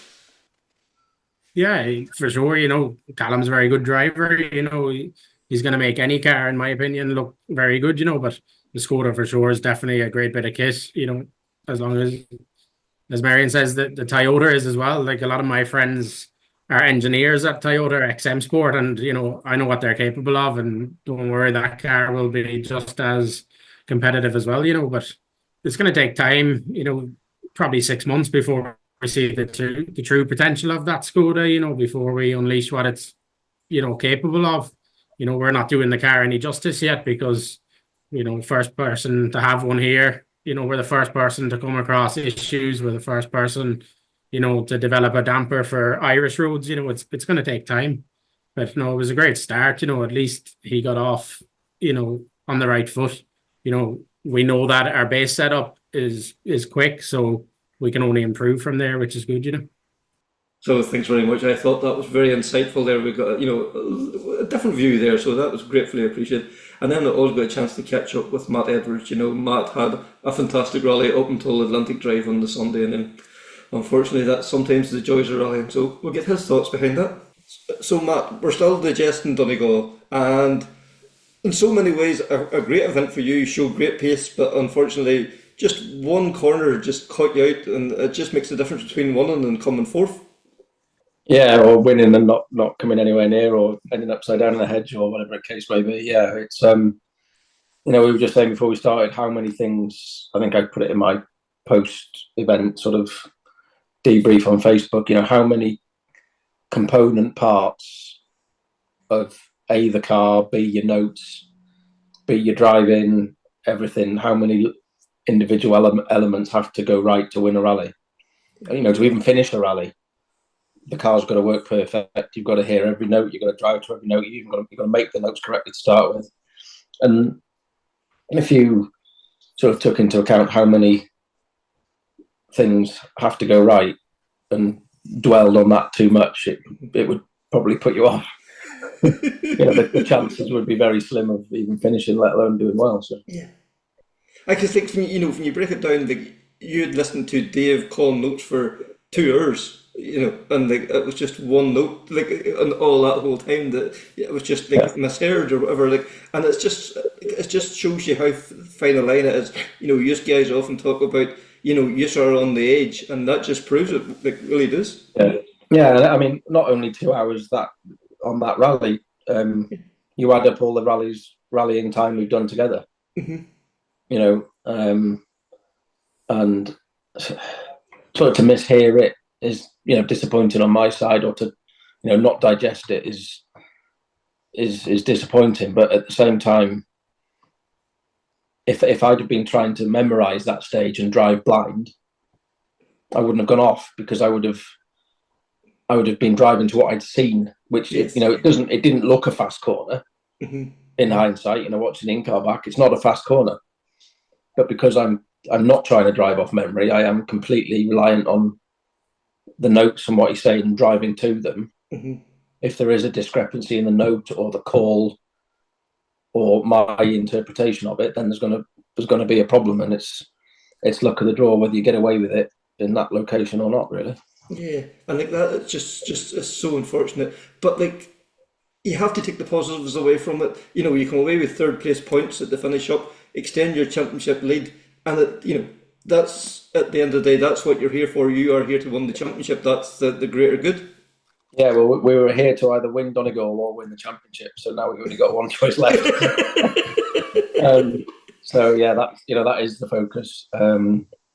It's as you say, it strengthened our position in one way, but it could have been a fair bit stronger, which again is the disappointing bit. But we by no means played ourselves out of it. We've got bar one win, we've got a stronger points haul as Callum and Keith. So it's very much all to play for in the last two. Yeah. And what did you think of Donegal in general? I thought right from the get-go, the ceremonial start was unbelievable. The new stages, it mixed it up. I think it made it a sort of maybe a level playing field for everybody then, that way. Yeah, I mean, the ceremonial start was probably busier than I've seen it.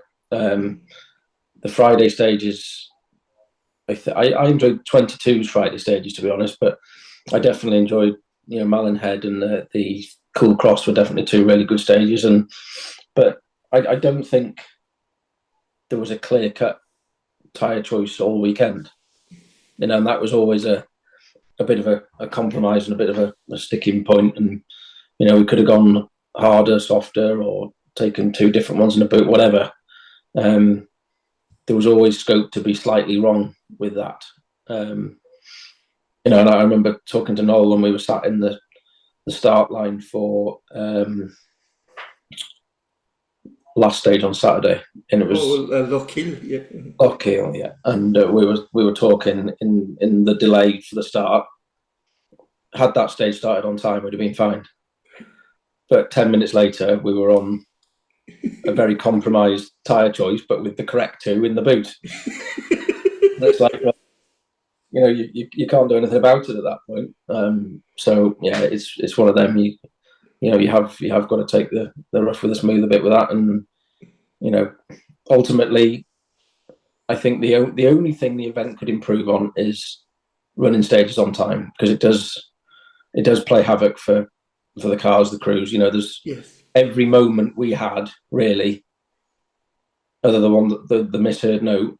Every moment we had was in the first 2K. Right. Yes. Cold tyres, and everyone's cooling off, sitting at the stage. Well, the one in Garry Gore with the spoiler gone, that was early on. Mm-hmm. We had one in Atlantic Drive early on. Before that, we had one in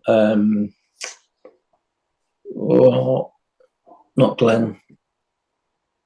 To be sat in a rally or any rally car trying to set a decent stage time on cold tyres it's not a very pleasant place to be. All of that Lockhill stage, the last one on the Saturday was very, we lost 10, 12 seconds in there, and it was, there was moments, well, not moments, but lots of slides and little lock-ups and stuff, and it's just not a comfortable place to be when you can feel things aren't quite where they need to be. So yeah, because you are very much like a field driver. What you feel coming through the steering, and sometimes that can maybe just knock the confidence. And it's not even been much; it's just fractions, but all those wee fractions add up at the end of the stage. Yeah, it's 2 or 3 degrees in the ground or in the tyre, and the difference is quite substantial, really. Mm-hmm. Yeah, and then what did you think? The likes of Glen run the opposite direction and all. You've now had the opportunity to use it both ways. A lot of people say it's a bigger, ballsier stage this way. I'd probably say so. Yeah, I actually enjoyed it more that way. I think the top half of the stage is great both ways, but from the village to the end this year, I think it's just easier to read the road, because I think you find a lot of the corners are tight, then open, but the other direction they're open, then tighten. Yes. And you always find yourself looking for the tightening part. Whereas when it's tight and then opens, you've already done the worst bit of it and you can get on with it, sort of thing. So from that perspective, I think it's just a little bit easier to read. But then there's that big surprise jump at the end. Well, you could tell it was a jump, but the back of the cars, I think Josh Moffat's got some in-car up, and ours is quite similar. Ours more or less goes on its nose rather than takes off. It stood it on its end, and it's like I wasn't expecting that in fifths, and it's a big thump, and then you've got a tightening right hander after that you've got to gather it up for, so that but it's I do find it rewarding to go sort of fastest on a stage that is new. Yeah, that's quite a nice feeling for me, that the notes are worked, and then there's a couple of 2 flat rights and a flat left just before the end there, and you're just thinking they were flat the other way. I'm sure they've got to be flat this way as well. So that sort of mentality goes on, but you just got to pick the right line and hope for the best. I was chatting to Meirion Evans the other evening, and it was just saying that over the weekend there was, I think we counted 6 or 7 guys that had set fastest time throughout the weekend. Like, that just shows you the level that Irish rallying's at. We often say that there's 10, 12 guys going there thinking they're going to win. I think Donegal really proved that the R5 category is really working. It is so even. It doesn't matter where you have Fiesta, Skoda, Polo, Citroen. The spread is there, and it all just comes down to, as you said earlier, everything has to work. Yeah, and I think it supports what I've said for a few years as well. Every car's got its stage. Yeah. They're all, stronger or weaker in one area, and some stages will just suit a different, one car or the other. I'd say the Glen is, yes, it's fast, but I think there's a lot of Fiesta type handling stuff. Certainly the top half, the bottom half is quite busy, so that's to be fastest in there would be a Fiesta stage. And then a lot of the stuff on Friday would suit a Fiesta as well, with the handling, very busy stages. But then you get to somewhere like Noel, and yes, we took a fastest time in there, but you're absolutely on the limit of, you're looking for more power, up the hills, long drags and stuff, and you kind of got to accept where your gains are going to be, and more importantly, accept where your losses are going to be, and that's something you have to sort of come to terms with, because I came off that second run on Noel and I said I can't drive that any faster, and we lost 0.4 or something like that. So over the 2 runs we were separated by 0.2 of a second over 40k, myself and Callum, and that's just like that shouldn't be allowed. No, like that's not even a blink of an eye, like that, and that's over 2 runs is what, 40 kilometres roughly, isn't it? Yeah, exactly. Yeah. And you can imagine you're coming to the end of that stage and you think, I've done all that work actually for nothing. No, gained nothing, lost nothing. Yeah, and then like Egg and the Darien was on course to set fastest time overall, and the Darien over the first run only spun at the last corner. Like, it just shows you that not only you guys going hard, those modified guys are just mental as well. I wouldn't want to be sat in one of them.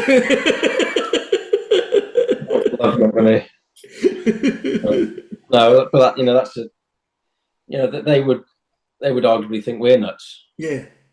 Because we're going over, bumps quicker and braking later. But then you think, obviously they probably accelerate a touch quicker when they've got traction, and the top speed's probably a touch higher as well. And it's all balances out. Yeah.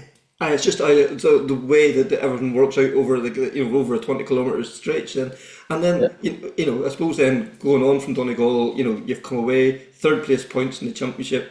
Crone didn't finish. Him and Mikey went off on the Friday, and Callum now took another maximum point score.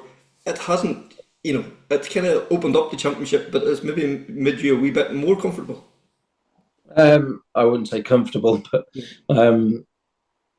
I'd like to think going into Ulster, Ulster's have been a good event for me in the past. I don't exactly know what route is, but it's sort of similar circuit of Ireland, similar type terrain. So, that's been good to me in the past. But I think it has just tightened it all up. Callum's now back in it, although he hasn't got any room to play with.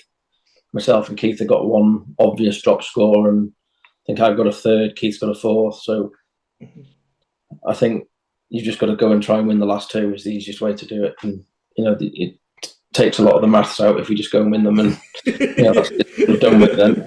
Let the sums take care of themselves. Just go as far as you can. Yeah, but I quite like it when it's simple like that, though.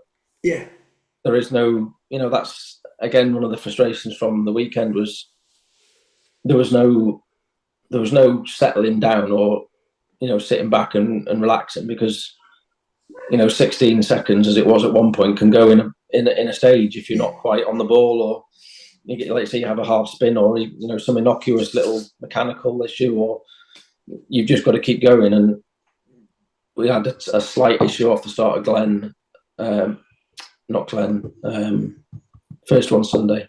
Oh, Garden. Garden, yeah. Off the start line, we probably lost the 3 seconds before the first junction left. And the rhythm we had in there, and then Atlantic Drive, the nice thing for me was it felt a lot more comfortable than I had at other points leading rallies. Yes. Because it was very, it's harder when you're ahead, yes, or a long way ahead. And just to be confident, comfortable, pushing hard. We were still not having moments, but you could tell, I could feel we were sort of on the limit, and we still weren't going to be taking 4 or 5 seconds out of anybody. We were still only pushing to retain what we had. Yeah. So I was as comfortable as I could be in that situation. So the sort of the mishap is all the more frustrating because of the level of commitment, yes, but how comfortable everything felt. And I've been there before, and hopefully I'll be there again at some point. But it's because I suppose it's that old thing. It's easier to chase than be chased. Like, and it's you're the one that's the first car braking on the road. There's no obvious line to follow. There's no braking points on the road. You're setting all that for the guys coming behind. Yeah, that's right. I mean, I think Callum alluded to that in his one of his stage ends, saying, you could see my braking markers, but he couldn't actually brake at them. He had to brake a bit before, which was nice. Because I know following him in Killarney, I felt, we were braking beyond his braking markers, but at the end of the stage time was no better. So I might be braking a bit later. Maybe the Fiesta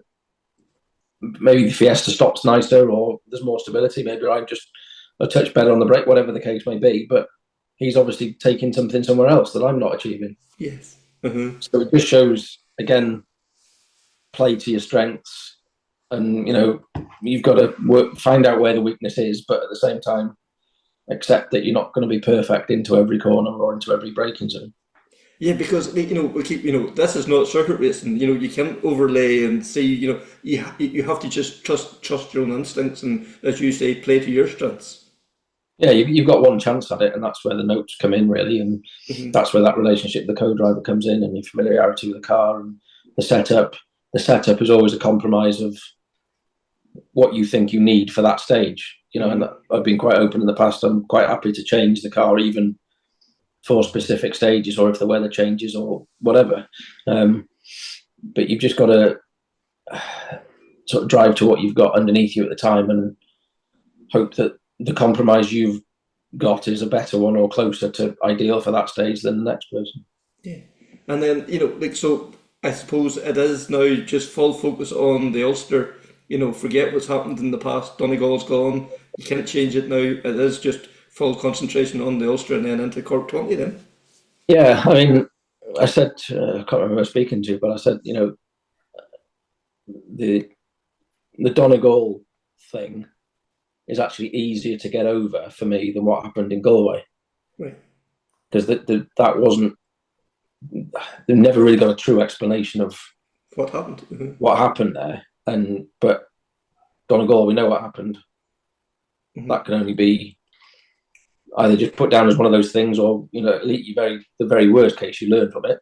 Yeah. So that's fairly simple. I say it's never happened before. It might never happen again, but it's nice to go to Ulster with almost one goal rather than, like say, lots of little equations and possibilities. So we'll just go there and hopefully have a good test again. And I enjoy those types of stages, and I think we've got to pray for rain somehow. So appreciate Matt taking the time. That. Yeah, and such a strong Rally 2 field that we thought it only right to catch up with a group of some of the other competitors as well, and we really did get a fantastic lineup as well. So with Rory, with Niall, with Garry, Andy, with Paul, with Joe, and I have to say, like, fair play to Niall Burns. He's been on so many podcasts. It was great he could give up some time to come and talk to us. So yeah, let's hear from the guys. Joe, we'll start with yourself. We've often talked before at rallies and one thing and another, and you said the rally has to come back up to Ennishow, and we have the best stages. Last Friday, the weather wasn't kind, but everybody just loved those stages. Good to have it back. Oh yeah, great to have it back, and there was massive crowds as well. And to be honest, I haven't heard anything since the rally, where any of the locals were complaining about anything, or, everybody was just delighted to see it here. Yeah, and it was so positive and so warmly welcomed. You could see it even in the local papers in the lead up to the event and all that. They were really embracing this. They were so looking forward to it. It was the whole community welcomed it. Yeah, up here, and it was good for everybody. We have a couple of businesses that did very well on Friday, and really enjoyed it. See, to get back to Malin Head, I know we didn't get the weather we wanted for it, but it's still a fantastic stage. Yeah.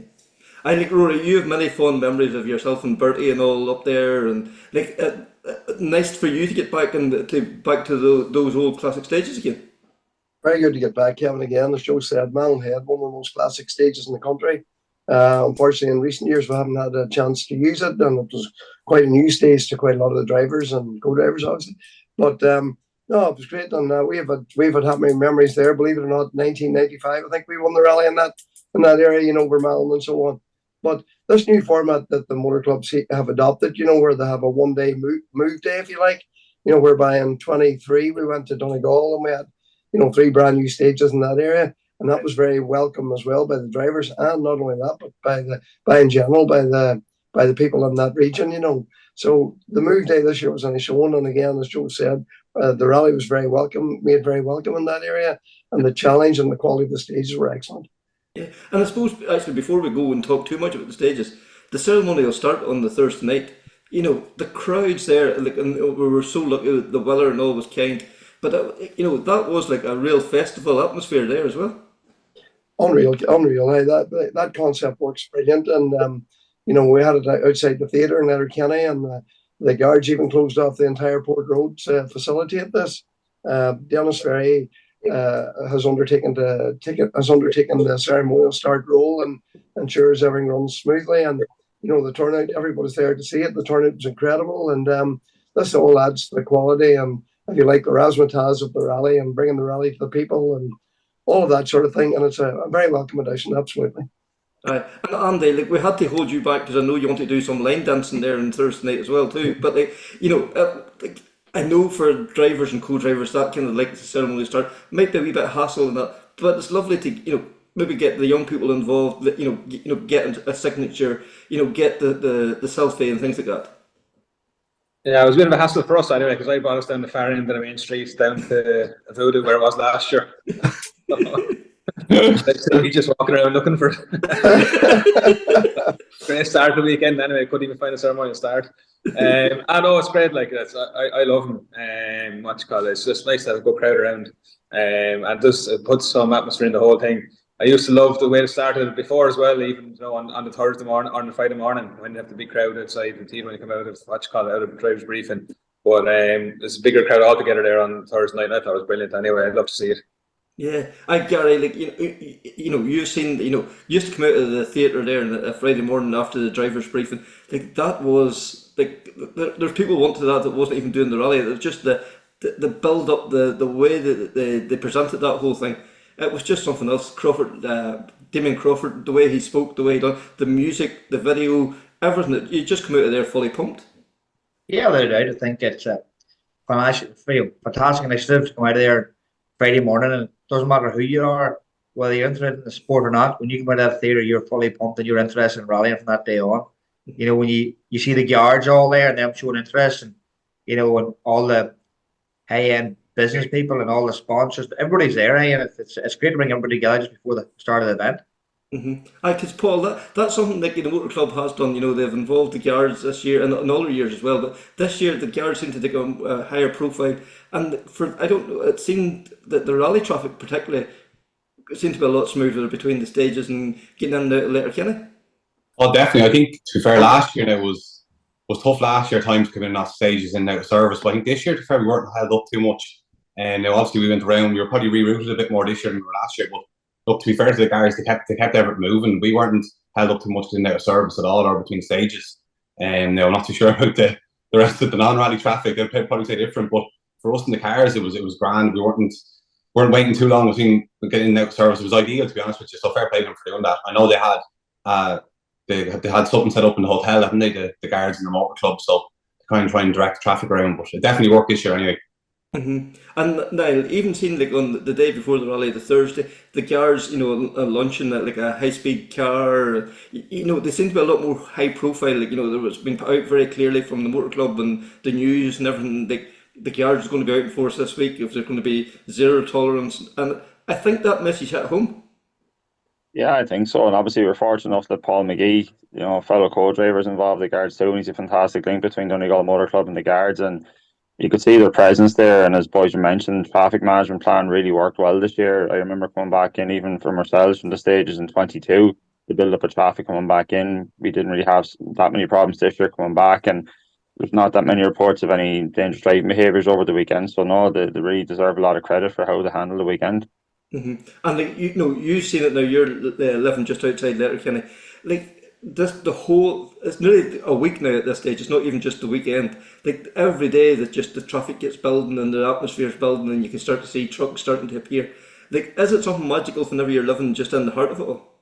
Oh, 100%. Like, even from, I'm fortunate I work across the way from the service park as well, and you can just see the boys even over getting the service park ready. And I was there one day, and the guys were putting the signs outside, and you start to get excited about it, and to build up the traffic. Even that time when you finally see the program come into the shelf in Kelly Centre up the mountain top, just you get excited every year. It never fails, and to be in Letterkenny, as you say, with all this going on, is just magical. Like.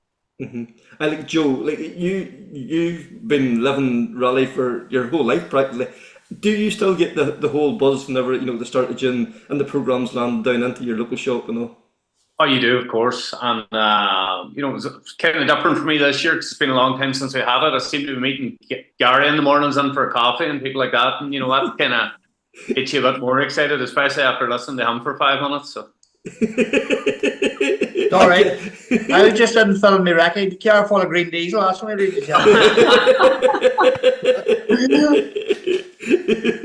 Thanks for the compliment, anyway.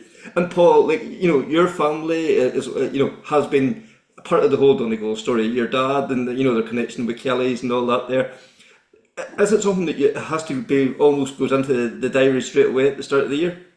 Yeah, definitely the last few years. Like I remember going up and never dad was doing it when I was young lad going up and doing it. It was an experience back then, but I think you definitely enjoyed an awful lot more. As the boys were saying, even the build up on Thursday night and Friday, like the crowds around, it's the hype, and it's kind of like a festival nearly around the rally, more so than a lot of the other rallies, in fairness.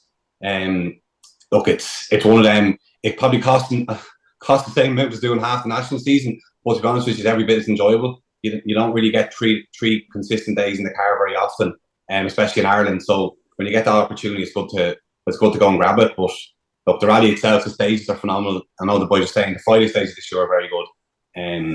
It was obviously we didn't get the weather, but the Malin Head and the Gap, like I'd obviously never been on any of them stages before, but like I definitely would love to do them in a fully dry rally. I know maybe if they're doing them the harvest of that, but they're class stages. It's good to kind of mix it up a little bit too. Obviously, you're not Galas and Anti-Dries are incredible stages, but to kind of spice it up a bit, like what Rory was saying earlier on, a day different every year kind of keeps it interesting, I think. And how spectacular would those stages been? I was saying just for Ricky and them, they were like the sun was basking and all. Like that would have been. I know there's no helicopters allowed this year, but you can imagine that. Like if there was the proper view of them and the spectators got the full value of them, it would have been something else, really, wouldn't it? Yeah, lovely stages actually. I love those kind of mountain stages and the gap stages, that kind of stuff. Like there's loads of stages around the country, good stages in the Midlands and stuff, but there's something different about getting up into the mountains and getting those nice, real quick stages as well. What's called the first on Malin Head, Rory mentioned there, it's a class stage from years ago. I hadn't done it. I think did we do that in 2010? Maybe my first ever Donegal. It was 14 years ago, so I barely remembered that. But I thought that was brilliant as well, like the whole thing.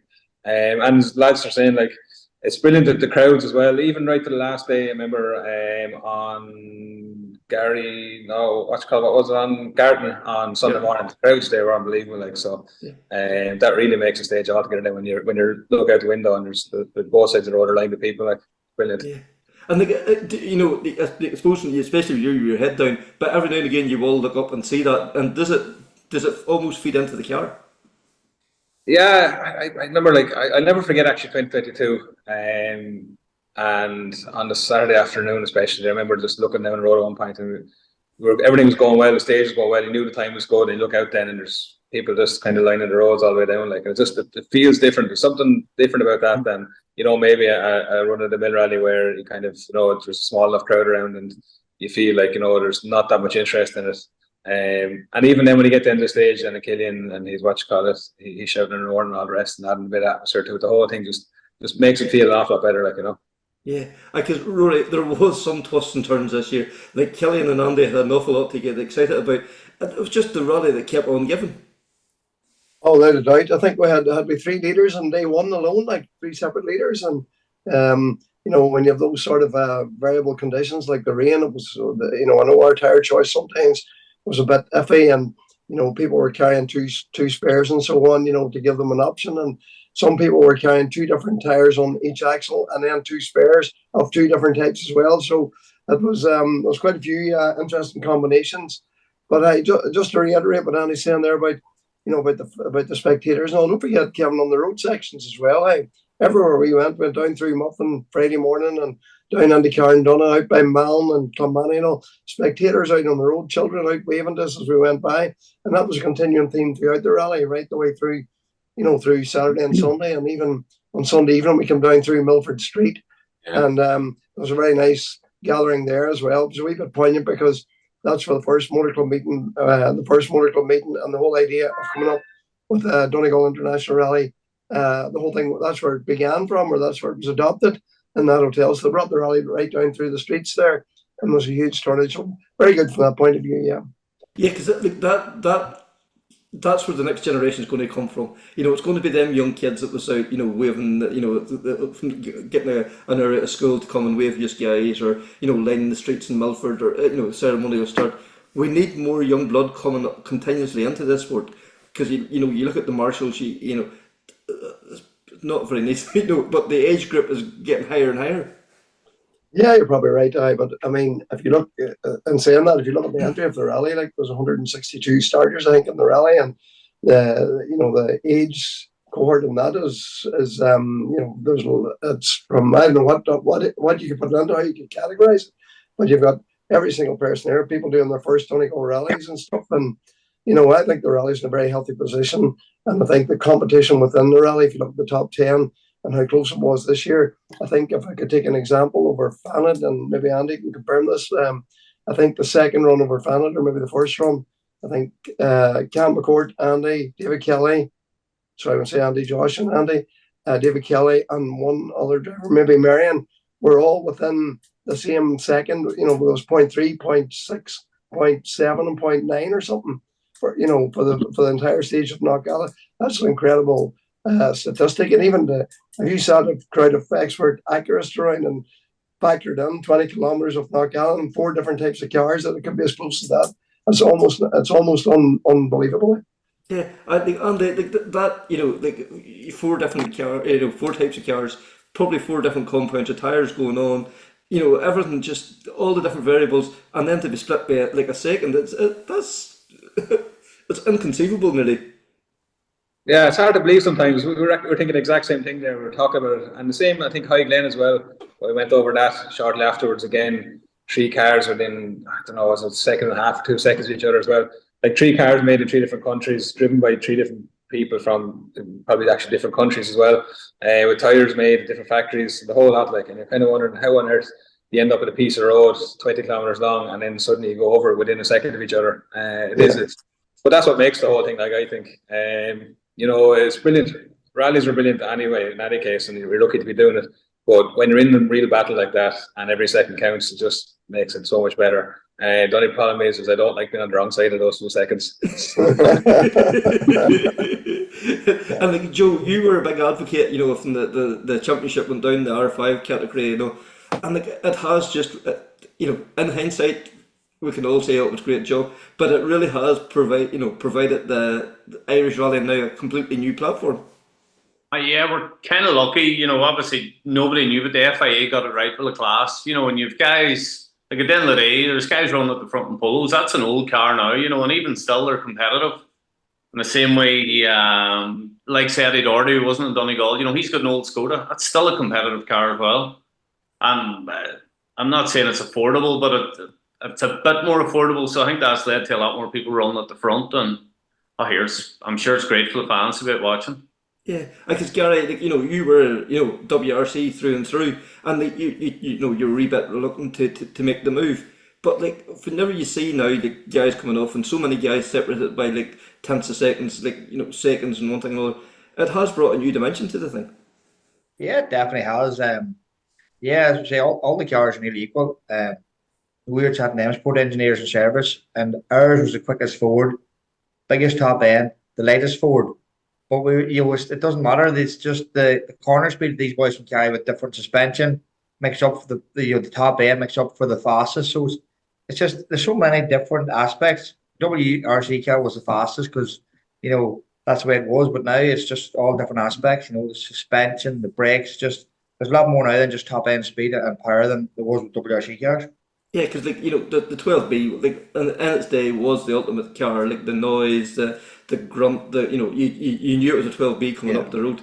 But these cars now, as you say, it's the way they carry the speed. It's without doubt. It's just completely. If you see them in a real fast flowing section, the speed they can carry just blows you away. Yeah, it is. But then there's other aspects as well. On the jump there before the chapel in Knockalla, I remember my Subaru, when you hit that sixth gear, you're just about the limiter. But we're actually hitting now in fifth. We're actually just pulling fifth gear now on the Fiesta. So it just shows that the less forward speed we have. But then at the chapel, when you go around the corner, you're definitely, you're carrying far more speed around the corner than you're carrying up the straight. So, what you lose one way, you gain the other way. Yeah. And Niall, you had the opportunity to sit in, the ultimate world cars in their day and all too. But do you get as big a buzz and still, as the R5s, far more exhilarating now at this stage? Without a shadow of a doubt, as Garry says, to having the top end by no means of a WRC car, especially in S12 up Knockalla, but the corner speed is just unbelievable. And again, I'm anytime passing the stage, you always have a pen in your hand, and the boys will just keep telling me, "Oh no, speed that one up, speed that up." You keep finding more time, you keep going into corners deeper and deeper, and you're going to constantly speed up your notes all the time from the wreck as you go. There's not a minute's break for the co-driver there, but it's mind-boggling how fast these cars go around corners and how well they brake, and especially when you get into a more technical stage like Atlantic Drive, how quick you're covering ground in there. They're just unbelievable pieces of machinery. Mm-hmm. And Paul, you've seen the capabilities. You've tried the Fiesta, now you're in the Citroen and all, and there is a movement forward, but it's not a huge. A Fiesta still in the right hands will still be reasonably competitive. A Polo can still set really fast times. There's no one car better than the other. No, look, they all seem to be, even if you look at the rallies in Europe and the World Championship rallies, kind of different ones win most weekends, in fairness.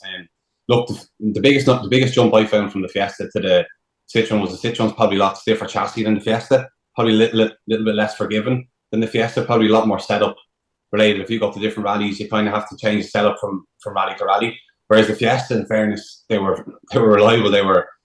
Anyone could jump into them and you could kind of trust it on any stage, especially with the Irish tire and stuff. But look, the Citroen, like my car now at the minute, it is class. Probably I have a little bit left to find with some of the rest of the lads here, but you can definitely see it in stage, especially watching in cars, like what Noel was saying there, changing notes, trying to get a little bit deeper. But definitely speed you can carry in these things is unbelievable. And just kind of having the trust and the confidence to do it, but they definitely can do it. It's like what Joel's saying there compared to the world cars. I think the fact that it's from back in the day when our dad and them were rallying or putting WRC cars, it was such a massive jump from your Mark II Group N as it was back then to a WRC car. And whereas now, kind of, I suppose it's from the Escort modified to an R5, it's still a massive jump. Don't get me wrong, it's still expensive, but it's not probably to the same level of expense as it was back in the day driving a WRC car, which is probably why you see 25 R5 cars sometimes, some weekends, entering rallies. It just makes it far more competitive. Yeah, because Rory, you've been there, done that, seen it all, and I've said this to you before. We're going to look back in a few years' time and say, that was a golden era. That was something else. That rallying was amazing, and like, we just probably don't appreciate just how good it is just at the moment. Probably not at the moment, Kevin. You're right. There was a huge entry for the rally and huge caliber and quality of cars and so on, and the competition in the front obviously was very close and so on. But if you look back looking back on the rallies, I always used to say 06 and 07 were some of the best Donegal rallies ever. But I think, to be honest, 24 is right up there. It was one of the best events and best cars, best drivers, and very close competition. So in terms of looking back, I suppose I've come right up through quite a lot of different cars and different categories. But we, and Garry will agree, and we're not the fastest out there now, but we were never going as quick as what we're going at the moment. Like, those R5 cars are incredible, but it kept the whole design and concept is well, it's all about carrying the speed and the corner speed and the braking and so on. So in terms, we're absolutely, we're going through a golden era again, and the popularity of the sport is never higher. Yeah, and Conor, you wanted to jump in there? Yeah, I suppose just on the competition side of things, and probably more directed at Andy, Paul, and Joe.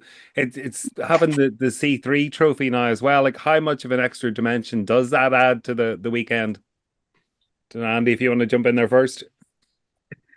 Yeah, that's a running joke at us now at this stage. I remember sitting in Park Farm in Galway at the end of the rally, and we're looking over the top three, Keith and the lads are over, waiting to go over to the ramp. And Josh looks over at me and he goes, at least I have $5,000. And it's been kind of like that now ever since. But yeah, no, it's a brilliant incentive, to be fair. It's unfortunate, Raymond and the guys in Racing Rally are pushing it strong, in terms of trying to get it out there, but it hasn't really been picked up kind of by the media or whatever. It probably doesn't get that much publicity for what it is. I think it's fantastic. There really isn't many prizes to be got in rallying these days, and the prizes they're putting up is fantastic. So I think it's brilliant. Hopefully it brings more people onto it, and it'd be great to see other manufacturers doing something similar as well. It's been a long time since Rory probably knows much more about this than I do, but it's a long time in my knowledge anyway, since there's ever any kind of prize money in rallying. So it's great to see it back, I think, in principle anyway. Paul, for yourself, what does it mean, competing in the C3 trophy as well? Yeah, look, to be honest, it's great. It's a brilliant incentive. As Andy says, you don't get too much prize money, or you don't get too much money back in rally, and it's an expensive sport. But look, what the guys are offering is fantastic. Obviously, it'd be ideal. It would be better if there was a few more. But look, it's another string. It's another bit of competitiveness. It's another thing to go for. I think it brings a bit more excitement to the rallies. Anything that kind of adds another dimension to it is an asset. I think it should. I think other manufacturers should look at it.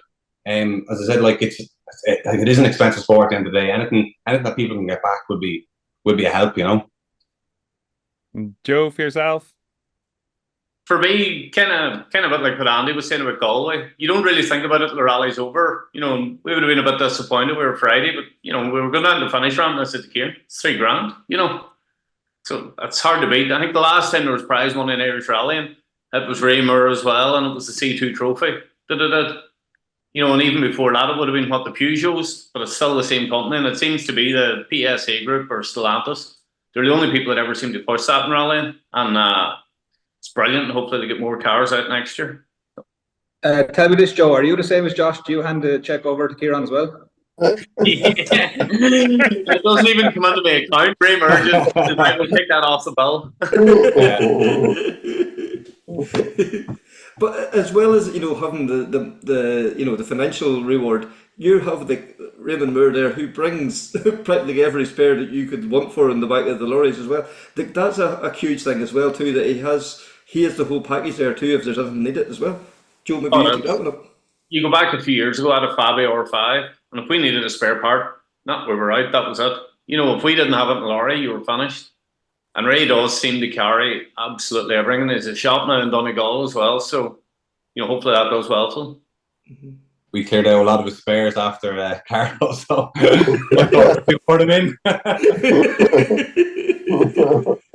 No, he does. In fairness, look, the Raymond, he does store it. Like, he does seem to stop plenty bits and pieces. I know, like, historically getting bits and pieces in from France and Europe is tough, but look, he does seem to have plenty there, which is good. Nothing more frustrating than going to rally and you're looking for something small, something like an iron or like an arm or a turbo and stuff like that, and you don't have it or they don't have it. So it's good that they're stopping it. What? Turbo's not small. No, I mean, Yours isn't small anyway, Joe. Walked into that one. Yours not a C4, Joe.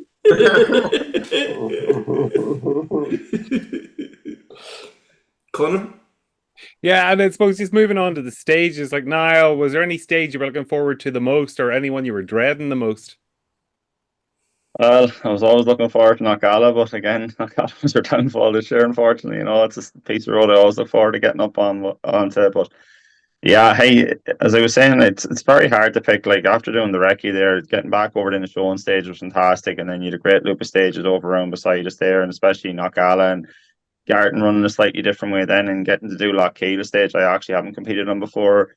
Obviously we got back out in Rally 2 and got to enjoy that as well, but hey, it's so hard to pick them. They're all very demanding on man and machine and very demanding on co-driver as well, and they're just classic loop of stages. But again, I'm biased, I would have to say Knockalla, and just gutted didn't get a second run up it now. And Gary, that idea, you know, of mixing it up now where, you know, I suppose like there's nearly every stage in Donegal is a classic, but the fact is, you know, they're mixing it round, bringing in ones that haven't been used in a while. Does that add that extra bit of dimension? Does it level the playing field a wee bit as well? Oh, without a doubt. Without a doubt, I think all the new stages, the way they changed the format of them, even changing the days of them, I think it was fantastic. It might be a bit, you know, awkward for some spectators and stuff. We used to go on Sundays on Knockalla and stuff and playing, but look, but if you have to understand, the roads change so much as well.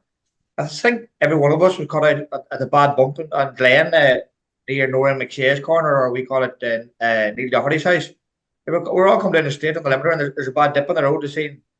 They had it up on thing like it. The stages change so much from year for year. We cut out like that there a wee bit, and I know a bit like that there. There's just a dip that come out of nowhere. I know I'd spared gloves and balaclavas in the helmet net and the landed in the dash of the car. Like, it's just something out there just makes the whole thing so strange. Yeah, and yourself, Andy, you know, what were you looking forward to most? Garden, actually, probably, to be honest. We had a great one over in 2022, both times. I was looking forward to it again Sunday morning. I don't know, something about that, just get up Sunday morning, first stage, straight into it, so I can flat out the whole way through it. Like, so I just love that kind of stuff. I know I said earlier on, I love the mountain stuff. That to me, anything that's good, fast and flowing, I just really love that, especially when things are going well and a good dry Sunday morning as well. All I want to do is just keep it going. If that stage is 20 kilometers, I've been happy. And Rory, anything like is there any stages you'd like to get back to you haven't done in a good while? Well, ones we haven't done in a good while.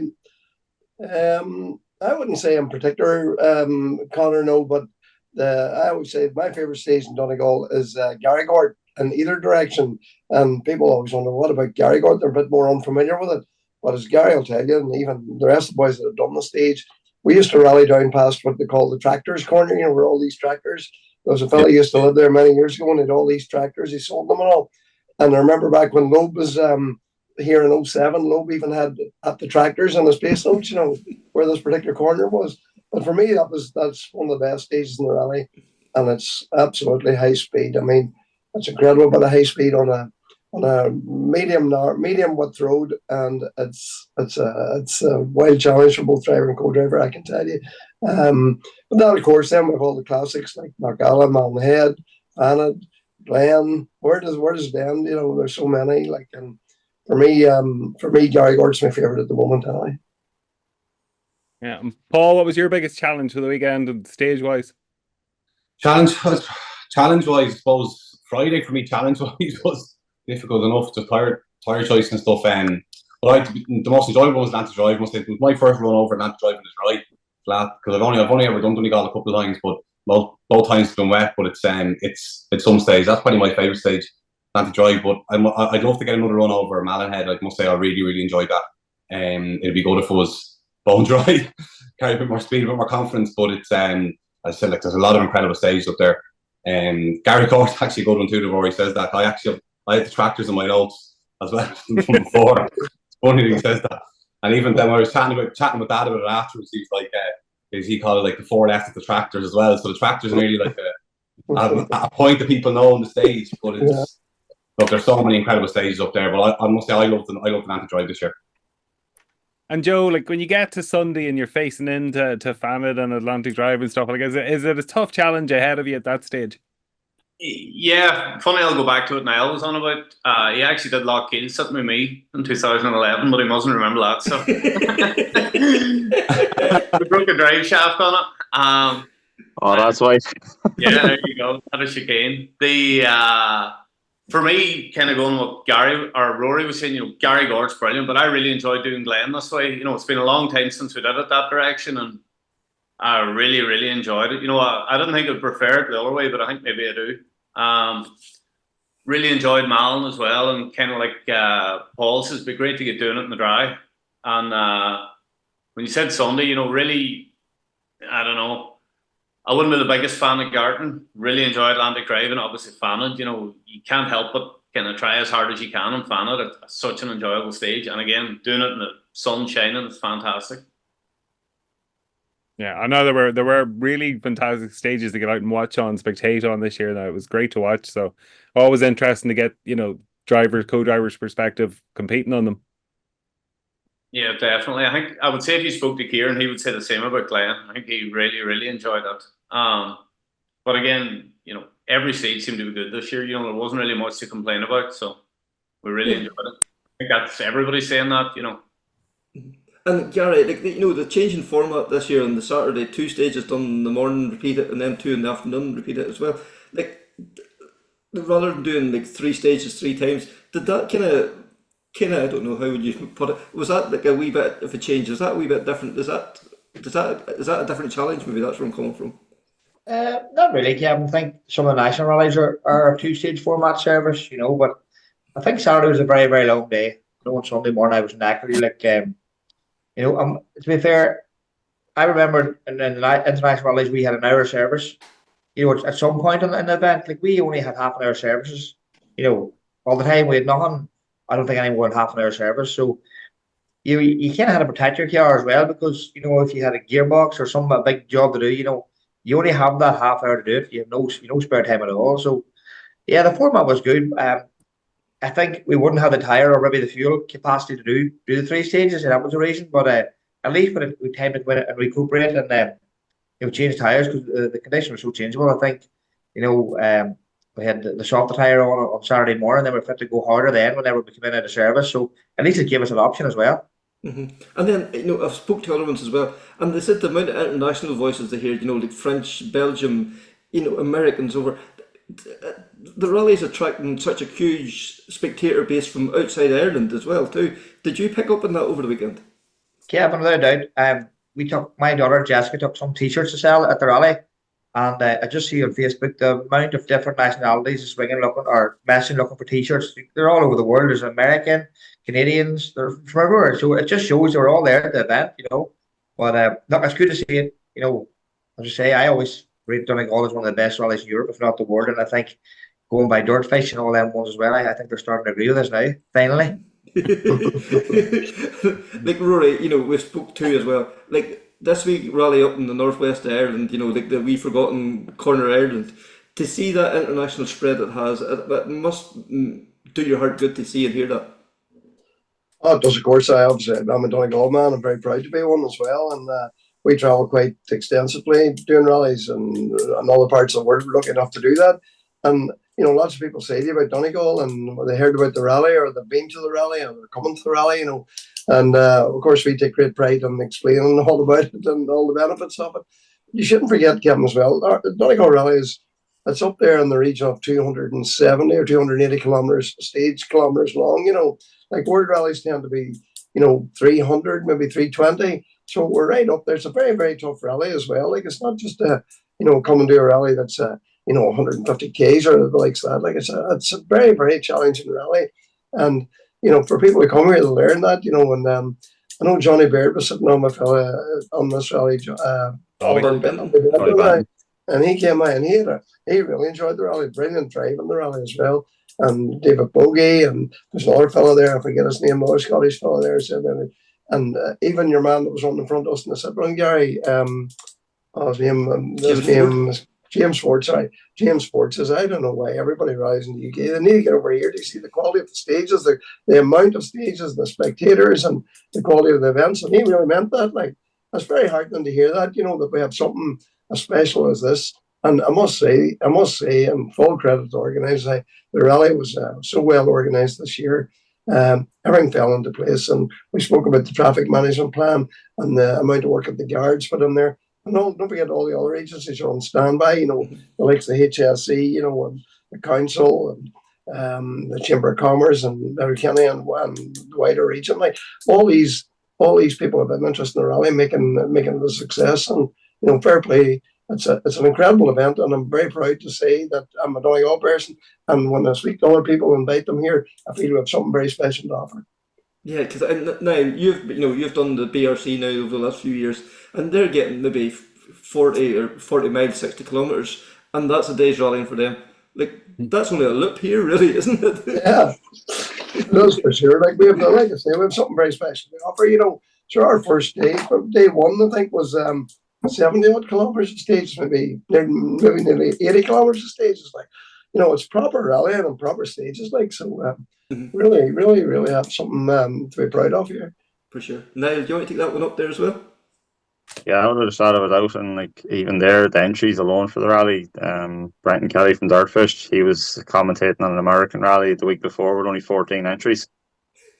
All of a sudden he's walking in seeing 162 cars starting the rally, and like they were saying, like a big entry for them at the minute is maybe 60 cars is a massive entry. So when you got to the Saturday and Sunday, you were nearly running 3 times that amount. I don't think we realise how good the event is, and it's only when you travel abroad, as Rory says, and you come back, you realise like the stages, the organisation, the entries, everything. Like it's just something to just always boast about. And I know we're all biased about it, but we do have one of the best rallies in the world on our doorstep here, and we're so fortunate. And again, just to reiterate what Rory said there, it has to be top marks to Eamon and his team for pulling off a fantastic event this year, Mm-hmm.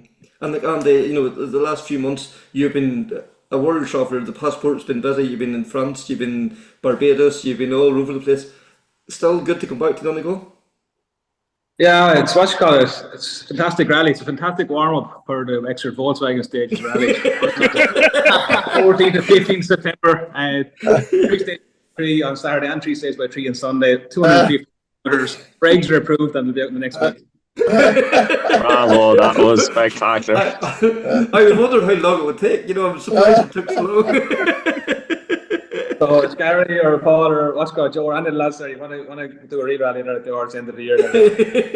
And don't worry, Gary. The days are a bit shorter. It's a little bit easier now. But what's called, you get good long services. If you well rested, we sleep in between. They get you back up the road in time for a pint up back up as well. So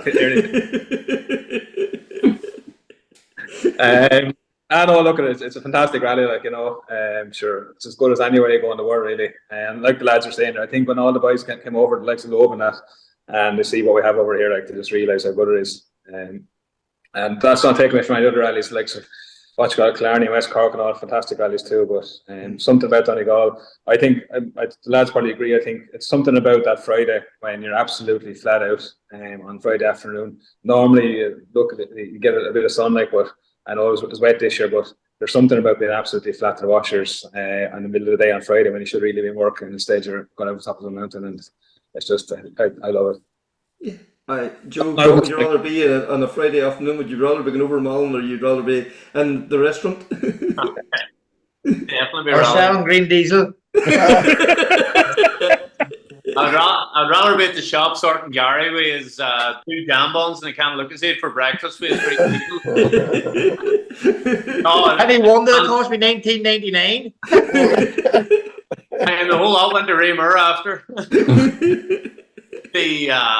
the boys were saying, seem to be rallying on a Friday. It's brilliant, and especially even then you appreciate the spectators that are obviously all taking the day off work as well to go and watch, and that's really, really enjoyable, and it's the same every year, and long may it last. Mm-hmm. And Joe, I suppose the one thing we should mention too is the Orange Army, that that the marshals, take the time out and take time off work and travel the country. No, they were out in force and they done a fantastic weekend because the crowds were massive this weekend. Oh, they did a fantastic job. Look, you don't always notice it, but to me, I never came across any spectators standing somewhere they should. And there's not many rallies you can say that, but they seem to be well organised, and I think they had a trying enough time on Friday evening as well, which, really you got to feel sorry for them there, and that's not the way spectators should be behaving, but they did a great job all weekend, and always a smile on their face at the controls. It's hard to beat. Yeah, I think, Paul, they are the backbone of the sport. They are the vital cog. Oh yeah, look, should have been no rally without marshals and without the organisers, and it's all volunteers at the end of the day, and we rely massively on them. Without them, we wouldn't get out and join them. We wouldn't be skiving off work on a Friday to go up the mountain, as Andy says. Without them, we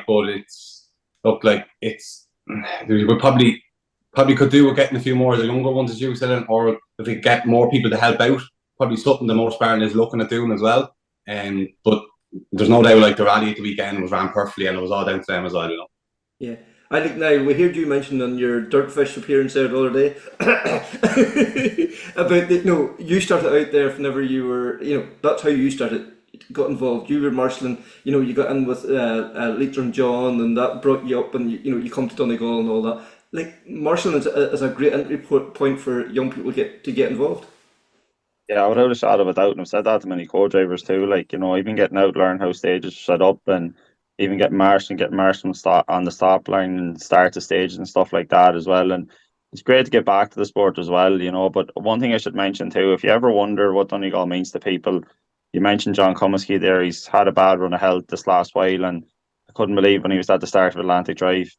If you ever wanted to sum up what the rally means to people, you see John's at health and he still had to make it up to Donegal. It's the only rally he's got to this year, and he was still there.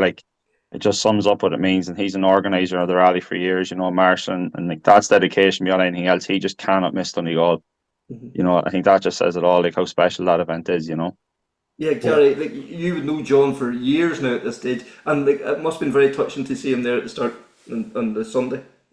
Yeah, it's really right. I think we all sent John our best wishes this time last year when he was sick in hospital, so it was fantastic to see him, and I know there was a woman or a man that very well at the start of that stage, so it was very poignant, and yeah, look, John, we wish you all the best in your recovery, but look, fantastic man.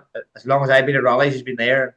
I remember maybe 20 years ago getting a puncture in my wrecking car and no spare wheel, and John Cummesky come along in his car. I think it was a Volkswagen. I hate a Volkswagen, and he gave me his spare wheel. He sat on the side of the road with a flat wheel until I don't know who he came from, but he gave me his spare wheel, and I went on, and it just shows the dedication that man has to the sport.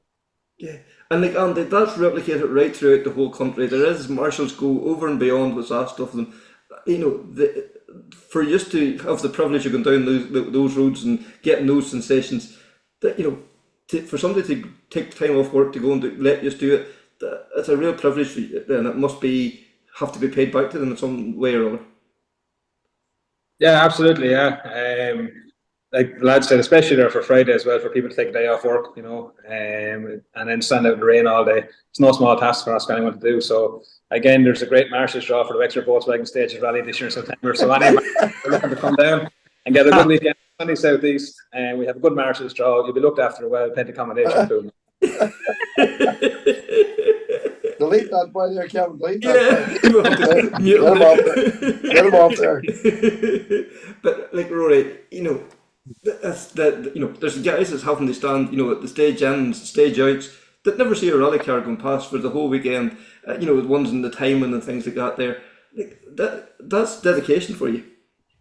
It's dedication, surely, Kevin, and it's a love of the sport as well that brings these people to do this.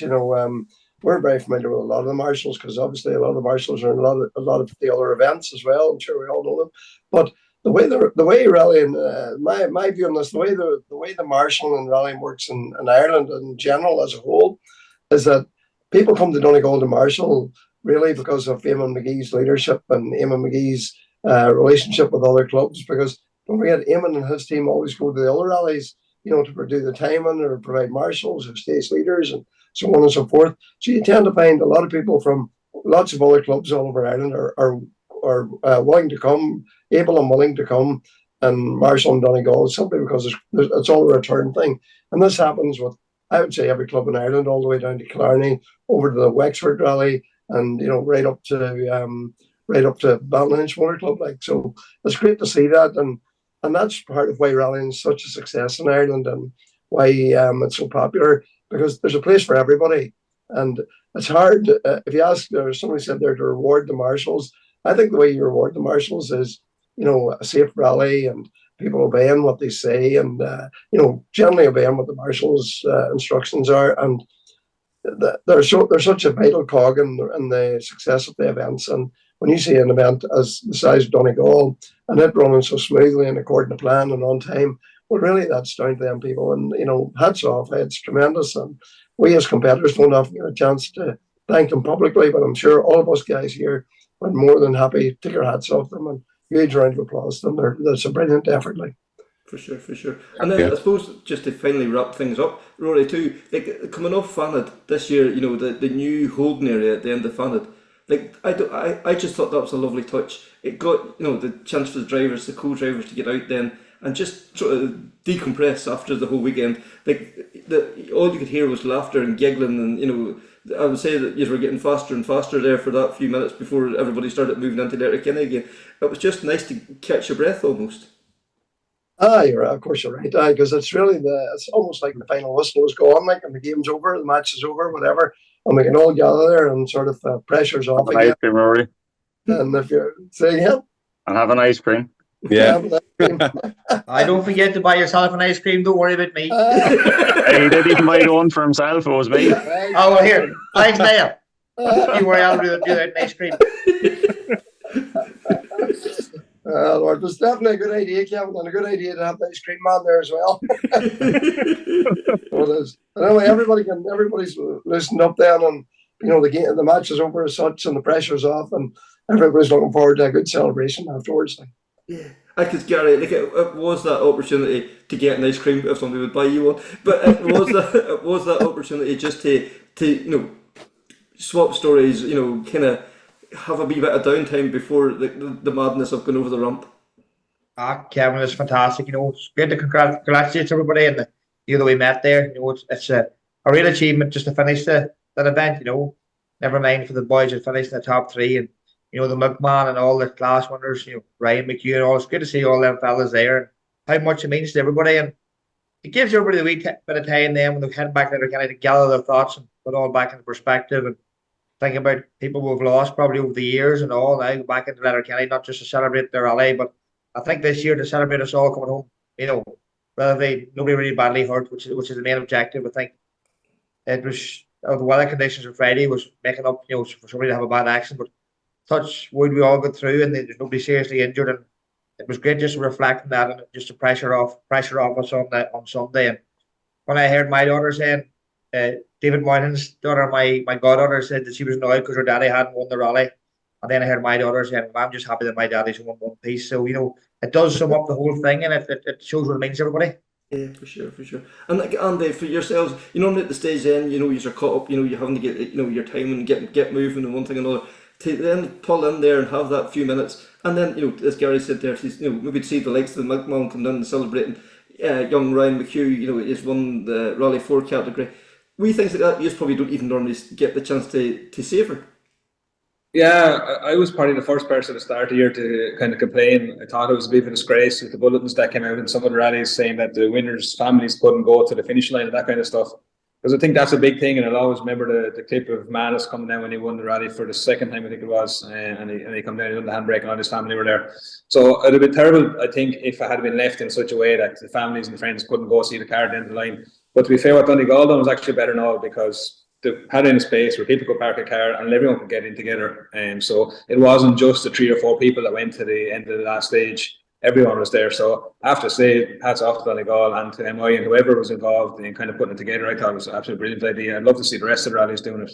And exactly as you said, it was a great chance for everyone kind of to catch back up again. And there's probably 30 cars at one point, and then everyone head back in the road together. So 100%, I would definitely say going forward, that'll be a great way to see it done. And then the last stage, an area nice and close to the end of it, somewhere for people to park, and everyone can kind of come, family, friends, the whole lot can come together. I thought it was brilliant. Yeah. And like Joe, from your point of view, nice to grab an ice cream and a bit of a chat then. I have the same problem as Gary. Mine Abby didn't mind me ice cream either.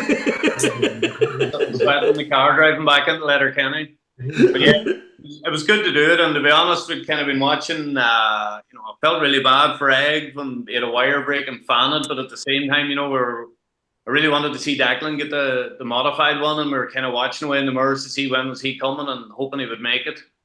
And thankfully he did. And it was great to see them celebrations, as well as Callum's obviously with his second one in a row. But yeah, hopefully our rallies are able to do it. I suppose the problem is you have to try and find somewhere. Like Donegal's really lucky. That car park is just perfectly placed for everybody to pull into. And then we talked earlier about the sportsmanship and one thing about like Egg coming over and congratulating Declan. For Egg's all his disappointment, we're going for the 3 in a row to have it took away from him. But he was one of the first guys over there. And as soon as he finished the stage, he made a beeline for Declan to come over and shake his hand. And it was such a lovely thing to do. And Egg's one of them guys that's in a kind of unique place. He still won the rally anyway because it was one of his engines, wasn't it? So. Yeah. And like Paul, you got the chance to savor that atmosphere too. That was very special. That 10-15 minutes. Oh yeah, look, it is. Look, you kind of build up a bit of a camaraderie with people around you, even lads you've rallied through when they were in the national rallies and stuff. And just seeing them, just as Gary said, getting to the finish of that rally is an achievement. I think just celebrating that, taking a few minutes just to appreciate it, because it is a hard rally in the car and a hard rally in the body. Like, you're fairly exhausted come the end of the 3 days, so even just to get through it and have a chat with everyone, a bit of a joke and an ice cream, it definitely helped. And I think the fact that the weather was unreal. If it was pissing rain, you're standing outside at the end now. But it was gorgeous there on Sunday evening, and it was good crack. Even seeing lads like Declan spraying champagne and stuff, and even seeing lads like that inside that didn't know about pulling up behind you and go over, shaking their hands and having a bit of crack. It definitely adds to the feeling and like kind of that whole buzz that we said about Donegal earlier on. Because now there is something very special about rallying. Like once the clock stopped ticking, the friendship, the banter, the slagging, it's just you have to be there to experience it. It's second to none. Yeah, I wish I would have. Yeah, sorry, go on now. Sorry, I'm bad liner, so I was me, sorry. But just without a doubt, like, you have to enjoy that, like, and that was a perfect way for all of us to have a bit of crack. And like, Jesus, even speaking to like getting to see Dean get his first podium there was great for me to see. Like, me and Dean are best friends, and the same podium Donegal and have that wee area where we could just thank each other for that, or congratulate each other. It was unbelievable. Like, and I think we're forgetting something too. Is one of us on the panel here had a good milestone. Donegal started his 37th Donegal rally. And even to hear that story and that wee paddock was great to hear as well. So no prizes for guessing who that was. Rory, there's been a few now. 37. It's not a bad record to have. Well, 37 starts at anything is quite good. Something I'm very proud of, obviously, and I believe I don't have the most done, because I believe there's another wee man from Donegal town who claims I've done 42 or 44 or something. so John McCafferty, so fair play to him as well. But hey, chatting about the celebrations and all the rest, we haven't really said much about Callum or Noel O'Sullivan, who won the rally and drove a very calculated and very well executed the plan. They executed the plan very well to win that rally. So fair play to them. I think it was brilliant. For the second time, he showed great maturity and coming through, and a new car in the week before the rally, and to push on and win was an incredible achievement. Even more so than many that I met him on Monday morning doing the school bus run with a boy, and I had looked twice. But he was actually doing the school bus run. He wasn't driving now, but he was sitting on the bus 9 on Monday morning. And like, Rory, I suppose very last word to you. Like the way this event, it kind of embraced the past. Like the ceremonial start, getting the crowds back. Bringing it into a town. Then driving through Milford. Then coming off the last stage.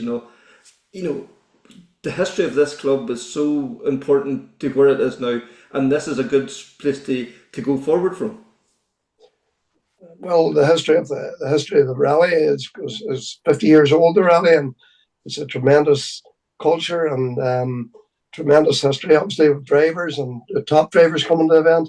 And even for somebody to do their first Donegal game, and there was quite a few on this year's rally who were first timers, like, you know, who have dreamt of actually competing in the Donegal Rally and actually got to the start line this year.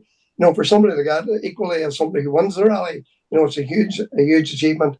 But as I said earlier, it's something very special we have here in Donegal with this event. I know we've quite lots of other very good events here in Donegal or throughout Ireland, but this is something that, you know, we strive to improve every year, and there's lots of different tweaks that they're making. And, you know, I think the rally's in very good hands, and, you know, I think there's no reason why it can't go from strength to strength.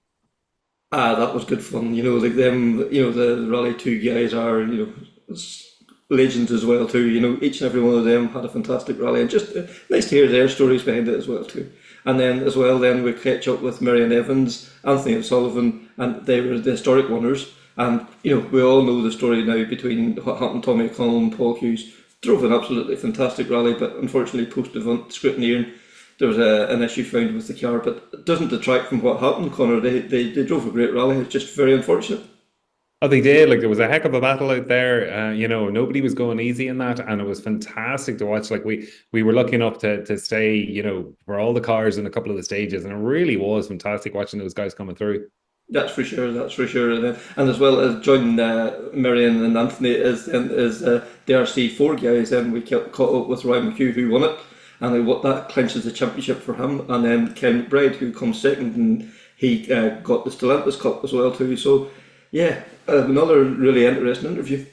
Before we start, I suppose we should address the elephant in the room. Like, Tommy O'Connell and Paul Hughes were put over the ramp as winners, but unfortunately then in post-event scrutineering, the car, there was an issue with the car. But that's sometimes, and that's rallying. And, you know, the rules are the rules, and I suppose especially with historic rallying, that's something that has to be adhered to very carefully. But like, Meirion, you just come over, that's your second or third time now in Donegal, and nice to take the one at the finish off. Yeah, it's the second time in Donegal. We went there a couple of years ago in 22. So that was a baptism of fire to go there for the first time. So we knew what was coming this year. But it's still quite a daunting place when you don't really have much experience there. But yeah, the way it panned out in the end, it was nice to take, obviously, away the win in the end. Obviously, Michael and Tommy were, you know, they were going at it hammer and tong, and we were just, I don't know, on their heels a little bit. But it was a bit of pressure in a way for me, because I knew Anthony needed to finish for his championship.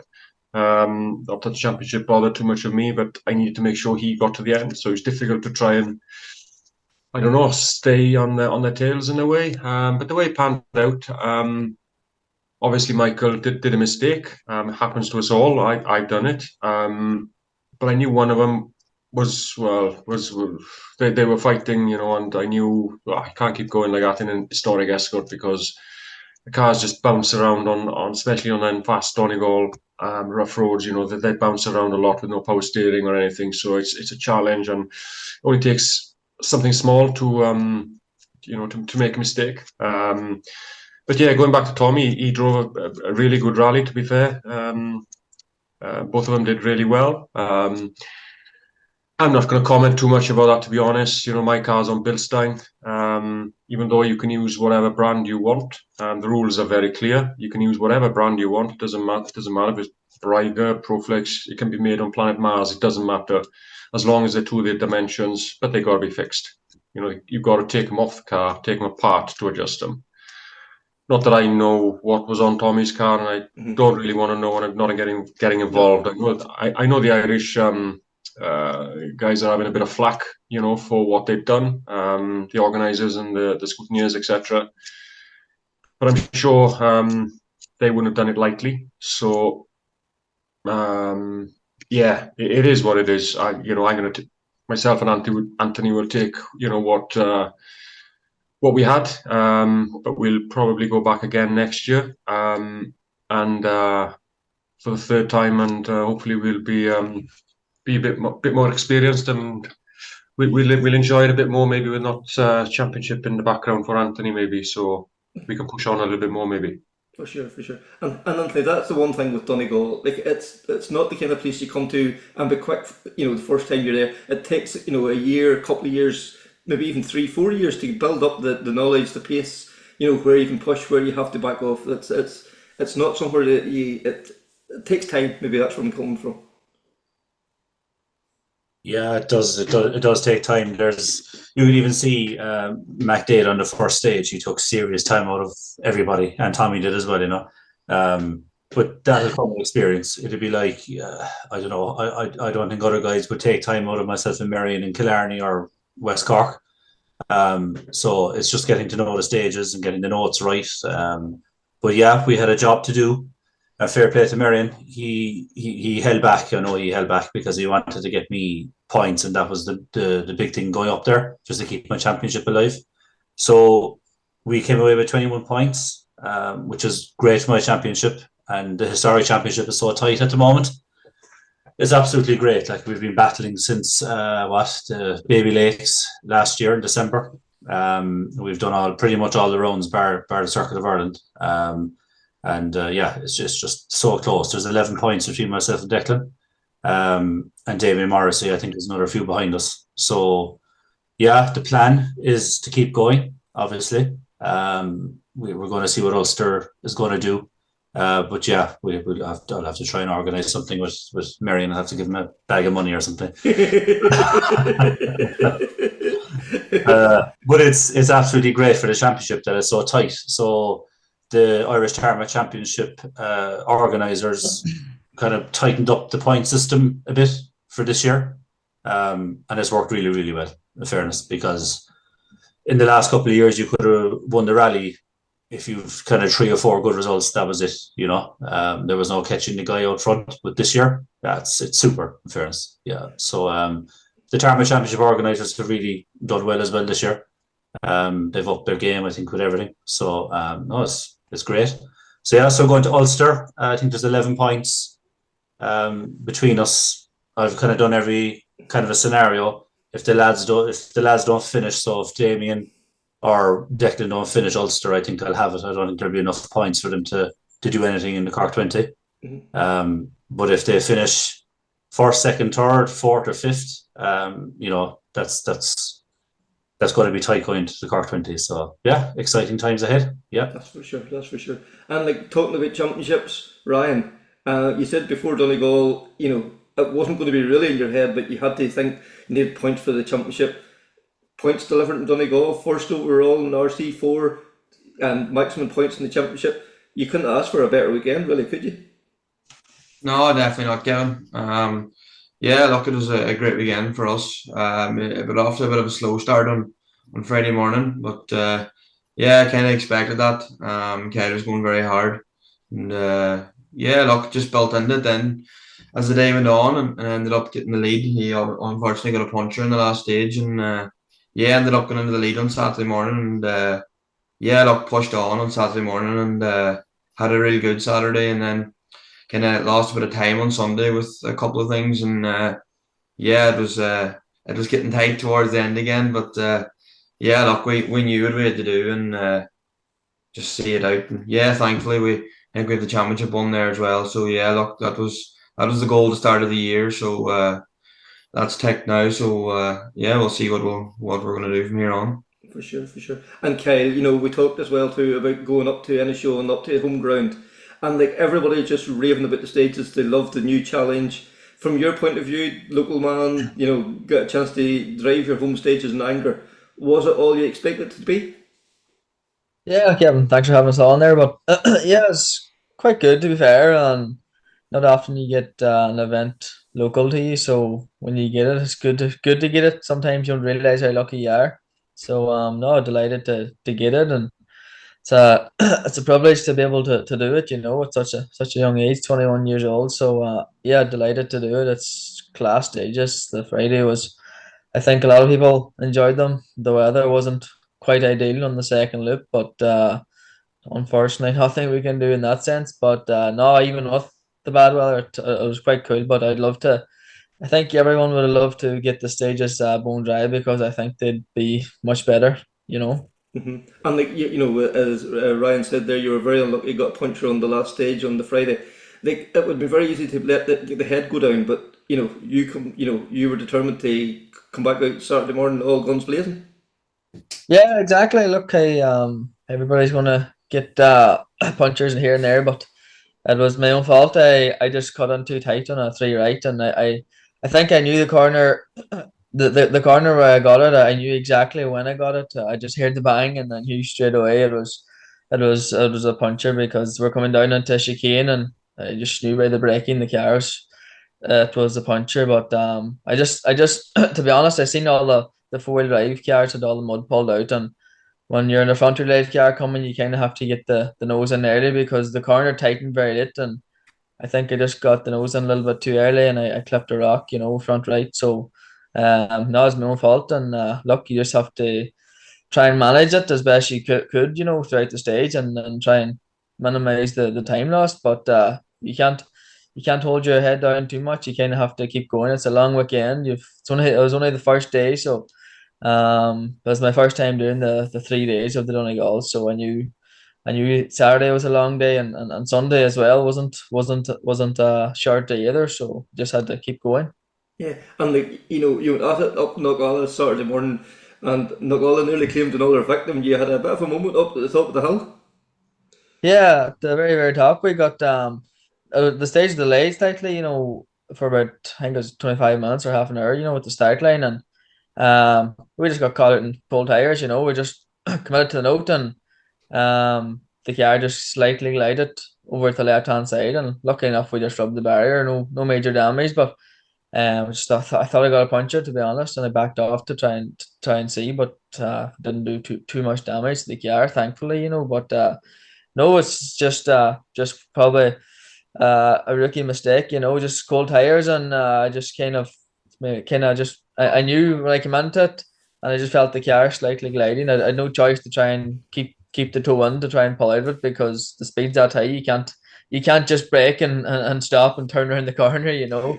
So the momentum was up, so I just had to try and keep it up and try and get around the corner as best we could, but wasn't too bad. For sure. And like Meirion, not the top of Knockalla is not the place to have a moment.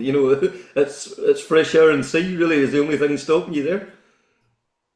You can't think of that, can you? You No. just yeah. I think it's more frightening on a recce day than what it is actually with the helmet on. You don't think about it.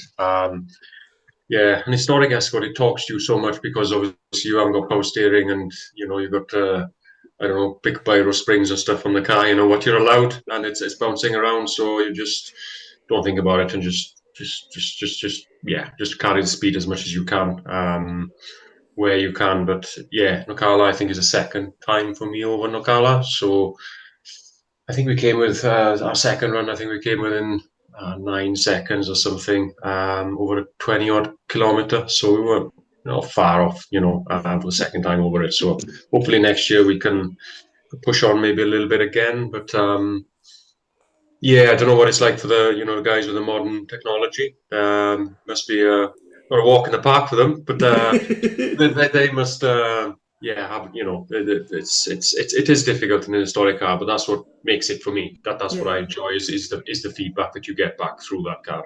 And as a spectator, we hear about the awesome reputation it has. That going up over the hill, and for now you're sitting on the start line with them belts pulled in tight round you. Is there trepidation there? Is all those stories going through your head, or do you have to just treat it just like an ordinary piece of road and forget all the hype? I think if you're a driver, co-driver in any class, if you're on start line on any stage, any rally in Ireland, you must have something a little bit loose. I think that's known. And yeah, once the helmet's on and you're strapped up, you don't think about no fresh air or no, I don't know, gaps in barriers or anything. You just you just go, and that's all you can do, and that's why you do it, and that's why we do it is the adrenaline, the buzz you do get out of it, and that's why probably we travel so far across the water, even though we live closer to Ireland than England. We still make the effort because it's the best tarmac, rallying in on the planet, I'd say, for sure, especially stages like Knock stages like Noel and Fanaded, and it's just amazing. I like Ryan. We bit loose in the head when you're sitting down at the bottom of them stages, ready to go. Like, do you get that buzz? Do you feel that adrenaline rush whenever you dump the clutch? Aye, look, you just have to put all that stuff to the back of your mind. You don't be thinking about any of that there. You're thinking about the next corner. Yeah, look, Allah is daunting when you're at the bottom of it, looking up at all the people, like, but yeah, you soon forget about that just when it's go, like, but yeah, I'd say I enjoyed Knockalla the most out of the whole rally, Didn't actually really enjoy the start of it that much, but when you get down to the backside of it, it's yeah, you think you're nearly there and you're only halfway, like it's class, like, but no, look, that championship's some rally, like you have some amount of good rallies in that, like West Cork, Clarny, Circuit of Ireland, you have some rally in there, Donegal, like it's yeah, it speaks for itself. That's for sure. Like, if whenever you hear it has been described as some of the best tarmac rallying on the planet, like that, like me sitting here, I feel so proud. Like, and that must even feel like to yourself there, hearing described as that too. Like, and you're thinking, like, I've won the class in the best tarmac rally in the planet. That it must be a nice vibe there. Yeah, look, I was just happy to get to the end this year. And luckily, we got to the end with the result we wanted. But yeah, Donegal's probably been good enough to me. I won the juniors 2 years ago on it as well. So yeah, look, I suppose it's just a matter of now seeing what we're going to do for the rest of the year. I think we're going to go to the next round of the BRC and take it from there. Excellent. And from the like the way that yourself and Declan and a few others have drove the tarmac championship, especially the historic section of it, like it has become from probably not very fair. Maybe another way of describing it would be not a great place, but in the last 2 or 3 years, it has really come on leaps and bounds. Whenever you see the likes of Donegal, 30 starters, like even West Cork and like all these other events, upwards of 20 and over. Like, it's a really positive way that historic rallying's going now. Yeah, sure is, and our goal actually is to run another rally like the Baby Lakes. I think there's a call for that in the country, definitely, because you've 70 or 80 historic cars enter the Baby Lakes every year, but where do they go after the Baby Lakes? So I think there's definitely an opportunity, and we've said it to the Tarmac Championship guys. Maybe there's another opportunity to run a historic rally as another event. Maybe is that in Donegal or is it in Killarney in May or whatever, I don't know, but it's just something that's on the table. But yeah, it's become a really interesting championship the last 2 or 3 years, definitely, and there's some big cars coming to play now, legacies, BMW M3s. I think there's another 1 or 2 of them on the way. Meirion there will even tell you he's got customers that are on the way with brand new Mark II Escorts, and his fabrication and stuff is unbelievable. So some of these cars you could bring to a car show and they'd probably win it, the fabrication is on another scale in the last 10 years. Like it's unreal. So yeah, we're gonna, myself and Declan will keep on pushing. And listen, we'll listen to everybody. If people want to run in groups and all that kind of stuff, then we'll just we'll go with the flow, try and push that on. But yeah, we definitely progressed. We got 2 days in West Cork this year. We got the full rally in Killarney this year. So we got a lot of stages in Donegal this year because we were kind of seeded in the main group, we'll say. So we lost very few stages. So that's all progression, I think. Yeah, and how did you find that? That was the first time that was been tried. Like, from a spectator point of view, I thought it was very, it worked seamlessly because, like, we've seen the times that you guys were setting. Like, you were up where you were meant to be as such, like, you weren't being shamed. Like, the times were every bit as capable of any of the class 13 guys, and, there's 1 or 2 class 13 guys above you. Other than that, you were thereabouts with everybody else. Yeah, 100%. I mean, the commitment is 110%.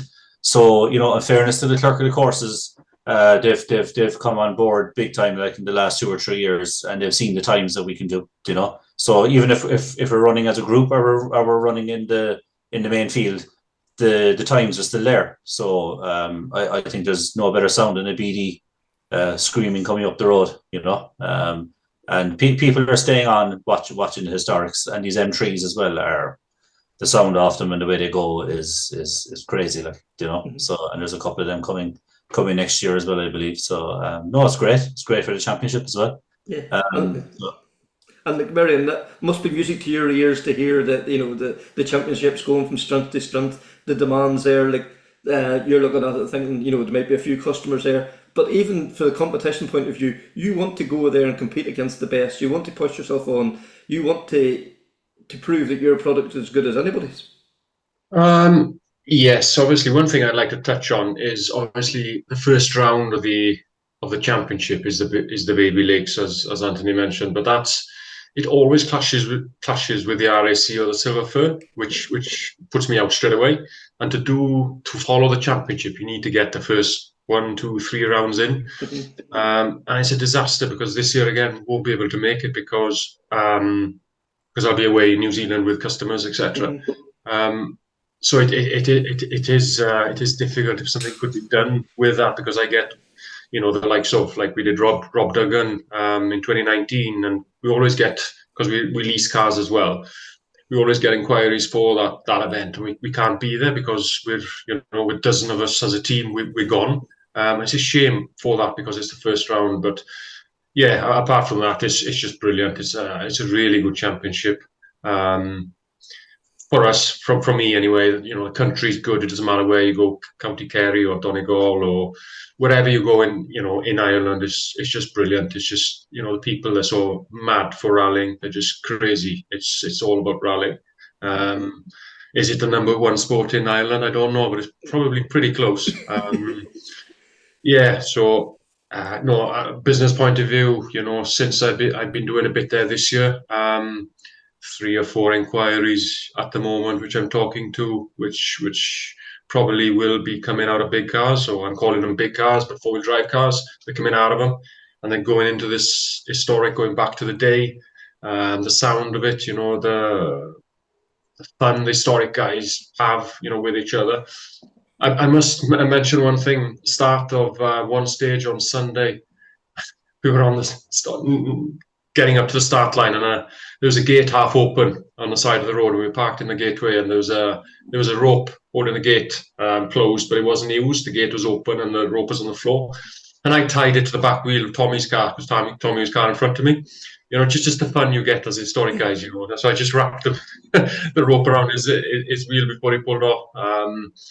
But yeah, it's just great fun, and it's nice. Not saying it's nice to see the boys in the R5 cars, or, you know, them guys coming out of them cars and possibly going into, you know, historic escorts, but yeah, it seems that is pretty strong, and I can see it in a few years. It's going to be pretty strong, I'd say. Yeah, there's a lot of competition going on, I'd say. So. And, like, you know, talking about strong championships, you know, like this RC4 that, you know, Kyle and Ryan, you're involved in, like there's a championship that's going from strength to strength. Like Ryan, like you've stepped up now. This is your second year, but the first year really in the Tarmac Championship doing it. Like a few years ago, could have been 2, 3 cars. Now it's 10, 11, 12, 13 cars sometimes, you know. And like that's pushing you on. It's making you develop it. It's making you dig inside yourself to improve it with every stage almost now at this stage. Yeah, definitely. Look, I would say Raymond Mirror's a lot to thank for that, bringing the Hugo Cup into the Slandis Cup in. But yeah, look, these cars are well capable, like, and yeah, we're not too far away there from the class 13 men, most rallies, like, and yeah, I suppose like it just goes to show how capable they are, and how much you can take out of them whenever you're trying to push them to the limit, like, and yeah, I'm sure Kyle will say the same. Like it's good racing, and all the boys get on. Like every class, I'm sure there's a bit of slagging and stuff, but yeah, look, I suppose one man we'll mention is Owen Lloyd. Unfortunately, with bad luck in Donegal, and yeah, I felt bad for him now. He definitely would have been thereabouts on Sunday. He wasn't too far away on Friday, so yeah, it would be nice to. It would be nice to continue the battle from Killarney, but yeah, look, hopefully he gets sorted now for the BRC, and we'll get racing them again. Yeah, Kyle, like, Ewan had a lot of just, it was just so unfortunate, but like, hopefully the damage is nothing too severe, and hopefully he gets back out again soon. Yeah, exactly. It's not what you want to see happening. Your fellow classmates, like, to be fair, he was going really well, and he was going quicker as the day was going on. So he's no, sound lad. So goes really well. So unfortunate for him, but no doubt he'll be back out and back on top. But no, it's great to have so many RC4 competitors. It's good crack, and like, but the time that the cars can do, like what they're capable of doing, it's quite incredible. I think a lot of people are just starting to realize what they can do, and it's great to be part of, and yeah, loving every minute of it. Yeah, because in my head, it is kind of similar to the way the Historics is. Like, everybody comes with their own car, but the cars are so similar. Like, there's nobody has a massive advantage. The car is what it is, and it's up to the two nuts behind and inside the car that makes the huge difference. Yeah, exactly. So yeah, no, it's great to be in the Peugeot Cup because the obviously all Peugeots and Opel Corsas as well. There's only one Corsa I think in it, but they're all identical, and yeah, it's great to be in a baseline. Everybody the same, but it's great that huge thanks to them there for bringing in the championship, and yeah, there's a good initiative. There's prize money there at the end of each round, and it's great initiative to help you push on, and to keep the interest in it. And there's just a huge amount of lads doing it, and I think this championship for its first year, it's started quite good, and I think it's going to get much better every year. So you see obviously all the J1000 people is looking at it and looking into it and watching it, and obviously eyeing it up for a few years time whenever they're the right age to move up to Rally 4. So it's no, it's unbelievable. It's kind of what Ireland needed, to be fair, but it's great. For sure. And like Meirion, like from like purely like looking, if you were 20 years younger or whatever and had that opportunity that these young guys are getting, this is such a great category for them, because there is really no difference in the car. You might be in a Fiesta, and also at some stages you might be a 208 or like a Stellantis car. Over the whole rally, there's no difference really, and it is just purely driver orientated, and like that has to be positive, that it's not the deep pockets that won the events. Yeah, I always say the car should be exactly the same, because when they are exactly the same, it's just the team in the car. Yeah. Yourself and your co-driver, it's a team, and it's up to you pair to beat the next pair and the next pair and the next pair, and it's human against human and not car advantage. It's just, okay, you've got experience advantage in different places, this, that, and the other, but I think I like the cars to be exactly the same because it's human against human. And that's how it should, and that's how I think it should be, and it's the same, for Ryan and Kyle as well. When they're racing their boys in their class, that they're racing human versus human, and that's what I like about Historics, is dead down the middle. That's a spec, stick to it, and let's go racing. And that's what I like about it. And if you finish second, third, fifth, 10th, shake his hand. Well done, you've done well. The fastest guy won at the end of it all, isn't it? So that's what yeah. Because Anthony, like, that is the great thing. We've seen, no matter from the guys competing at the very top to the guys battling away in their classes, there is that respect. Irregardless, what happens on the stages, it happens on the stages. But step out at the end of the stage, everybody shakes hands, everybody's a bit of a hug for each other, because they know what they have done to get the time they got. If somebody beats them, or if they beat somebody else, the respect's massive. Yeah, I think you have to tip your hat actually to the RC4 guys. They're a great bunch of lads. They really are. You'd see it at every rally. Even Donegal, they were lads leaning up against cars and sitting on the ground and helping each other. That's great to see. Absolutely great to see. Hopefully that goes forward into if the lads progress onto the bigger cars, they're going to keep those relationships going. But it's absolutely great to see, to be honest about it. And yeah, that camaraderie is in Historics as well. To be fair, there's good there's good banter, there's jokes, and but it gets serious when you get to the start line. And it's the same with Kyle and Ryan there. Like the times they're putting in is crazy. I remember we were running with Ewan in West Cork, running about 2 or 3 cars behind him, and I just went up to him and I said, "What do you think of the Arfield stage?" And that'd be my home stage. And I said, we were putting in. I thought we put in a good time, and Ewan took 10 seconds out of us, and I was, whoa, that's serious driving to take 10 seconds out of one of us in Arfield, because he didn't have that much experience in West Cork. I've done it probably 20 times.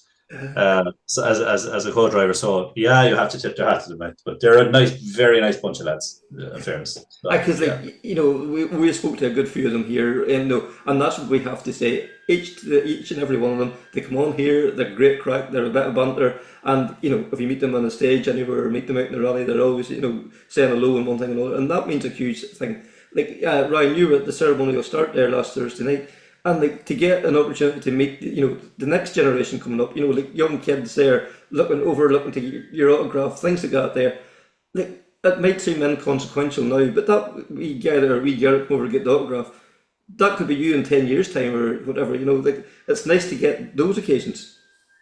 Yeah, definitely. Look, as Kyle said, there's the J1000 things taken off in Ireland, like, and it's incredible, like, to see 25 J1000s doing that championship, like it's class, like, and we were down in Tina with them a day there, like the commitment they're having in them wee yokes, like it's mental, like they're only 14, some of them, like, so they're only kids, like, and they're getting the chance to do that, like, so yeah, look, it's great to see it, and well done to all of them involved, and the academy's pushing hard there now at the minute, so yeah, let's hope that they keep going, and I'm sure they'll be following the pyramid of Rally 5 and then Rally 4 and so on, hopefully.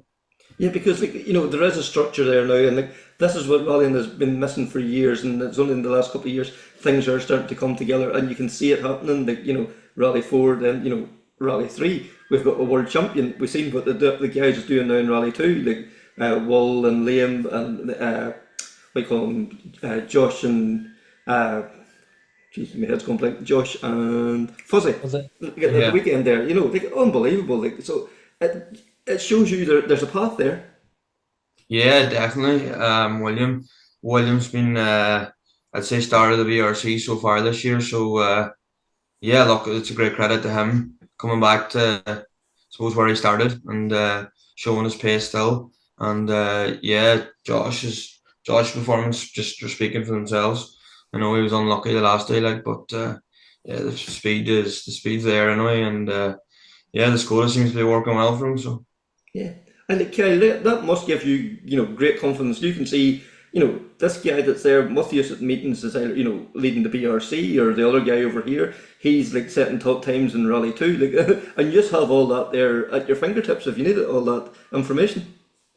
Yeah, exactly. Sometimes you don't realize it, but it's a good chance to have. Like, it's a good opportunity to have so many people kind of reaching distance. If you have any questions, like you can fire them off William or Josh or Eamon or any of them lads, because they've all been where we've been, and yes, sometimes you can ask a question and you can get the answer much quickly instead of trying to learn things yourself. It may take much longer to learn it the hard way. I think if you can ask as much as you can, it helps you kind of improve a lot and take on board what they're saying, because yeah, they've got an incredible amount of experience, all of them. So it's unreal to have them in the academy, and yeah, they're all sound lads, and it's never no hassle. You can ask them anything, and yeah, they've an answer for you. For sure.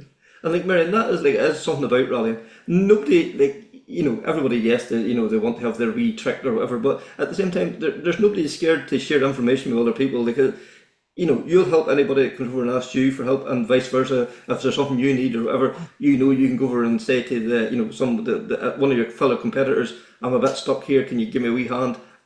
There's no issue. Everybody's there for everybody else. No man left behind. Maybe that's where I'm coming from.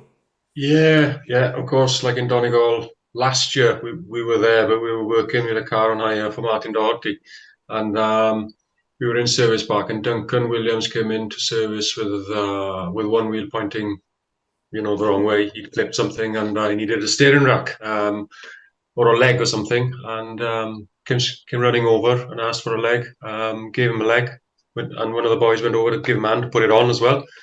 And I think he won the championship, with that help. He needed that round and he won the championship. So yeah, we always help each other. That's what it's all about.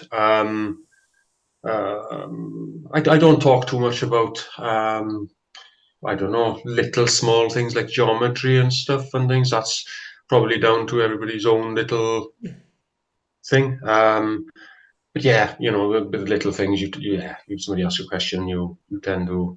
Because I'm quite lucky, really, in a way. I've worked with some good guys over the years, like Duval and McRae and Chris Meek, and a lot of different guys, good guys over the years, and you just get to learn little things, and. Yeah, I know. Yeah, I'm not going to talk too much about these things, but yeah, you get to learn things that you can do on an event, maybe to keep you going or to try and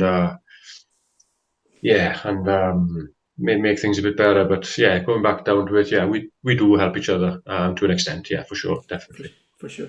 And then Anthony, as well, I think the Donegal International, the team running that event, have to take a lot of credit.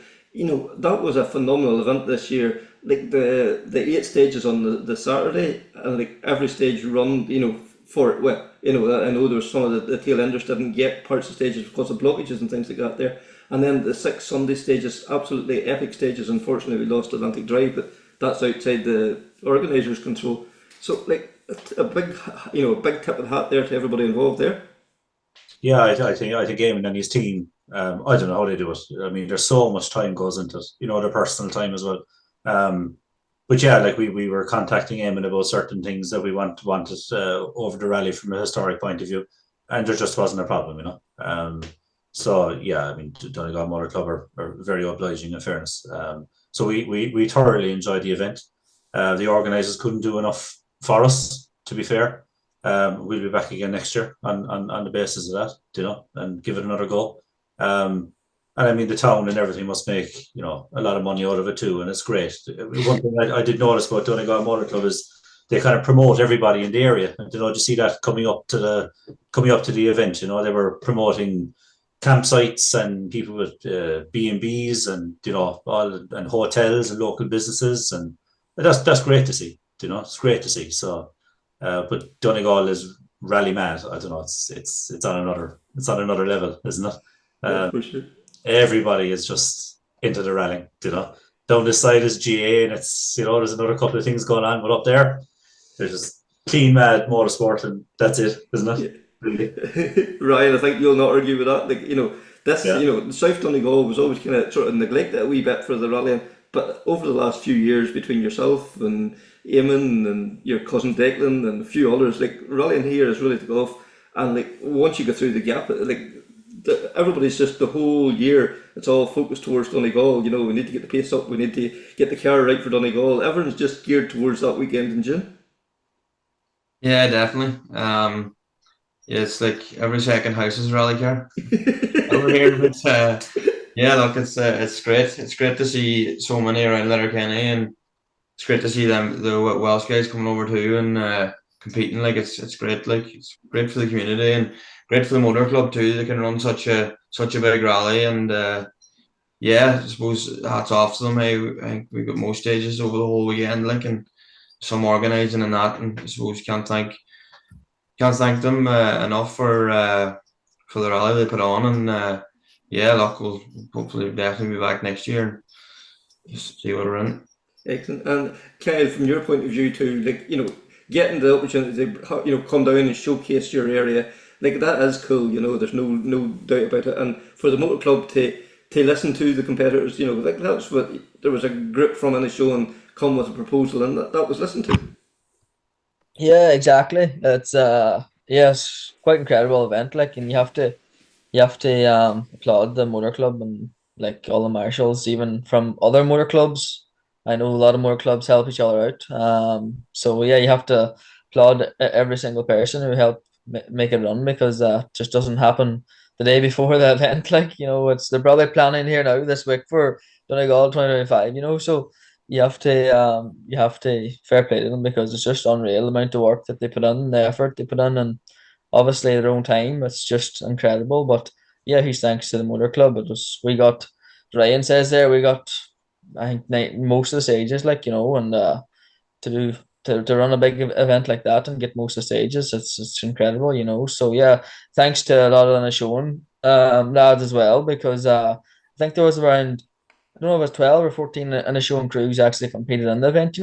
But there's a huge number of people that helped helped from an showing do a lot of work, behind the scenes. And yeah, it's quite incredible. Huge thanks to them who kind of made it possible as well, because you need everybody to buy into it to make it happen. So it's yes, class.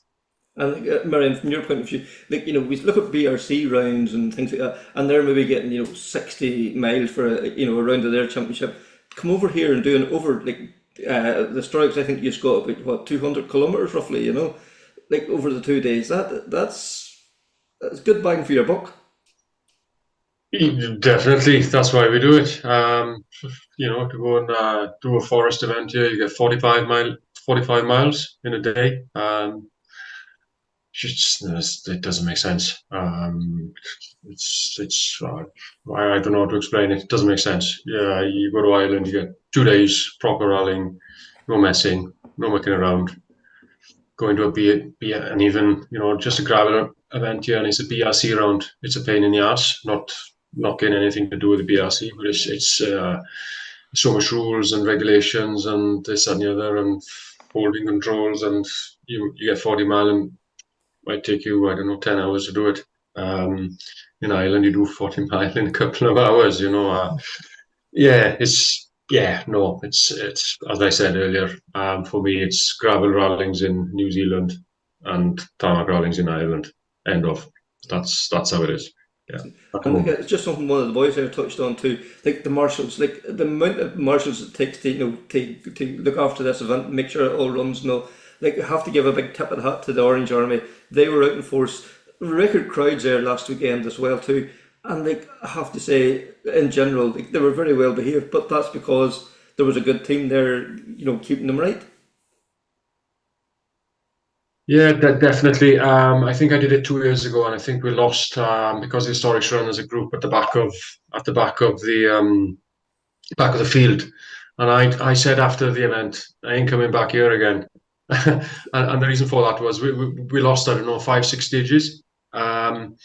I'm so glad that we were bunched in, where we were on pace, kind of thing, because we near enough got all the stages in. I think we lost one throughout the whole 2 days, and that's brilliant. That's really, really good. So yeah, it's quite important, I think, because I'm not saying the historic guys are more experienced than the latter end of the modifieds, but you got more chance of losing a stage behind the tail enders of the modifieds, because they're starting off and experience probably isn't completely there. So the historic guys then get penalised. So I think, for me personally, I think the way that some of these events are doing it is probably the best way, in a way, even though some don't agree. But each to their own. For me, yeah, I think that's the way to do it. And you get all the mileage, and you get the race, with maybe not the same cars all the time, even though you get grouped in 5 or 6 together or whatever. But you're racing cars that same kind of pace as you. So you're every 30, and you're finishing every 30, and it's probably about right. And I think that's probably how it should be. Yeah, and it's more efficient as well. You get your mileage in the day, and it doesn't go on too long, etc. So it's more efficient as well. I think that's quite important for the road closures and all that sort of stuff. But no, going back to spectators, I thought they were brilliant. I hadn't heard of a stage being closed or cancelled because of spectator issues. So I'm glad all that works, and obviously they're obeying to see their sport and to listen to their sport. And it's their hobby as well as us as competitors. So it's important for them to obey, because I don't know whether some of them understand how close some of us are in cars to how close to the line you're taking the car to the edge of your grip, and how close it is on corners. And I think the other guys will be able to say as well, you do take it quite close to the edge of your grip on corners, so they need to obey. It's quite important. Yeah. Yeah, because Ryan, maybe we touch on that as well too. Like, you guys are on the door handles, and it is it's a fine line, and it's so important that everybody listens to the marshals, they listen to the officials, they're there for your safety. Yeah, definitely. Look, the rally wouldn't go ahead without all the marshals, and they're volunteers at the end of the day, so they deserve the respect. They deserve a big respect, for what they're there to do. So yeah, everyone should obey them, and they're just there for everybody's safety and nothing else. That's for sure. And Anthony, that's something else too. Somebody touched on. This isn't just Donegal Motor Club. They're marshals. This is a countrywide and beyond. There's marshals traveling over from Wales. They're coming from all over the UK. They're coming from everywhere to help out, and that just shows that the huge community that everybody wants to be part of this. Yeah, well, without the marshals, it just wouldn't happen. Like when I'm involved in West Cork, so you can see who's traveling. It's the same faces all the time. From timekeepers to stewards to marshals on the stages and every type of weather. It's Donegal. We were looking over the weekend. The weather wasn't too bad, but 2 years ago in West Cork, I think it rained for 2 days solid. So you have to tip your hat to these guys.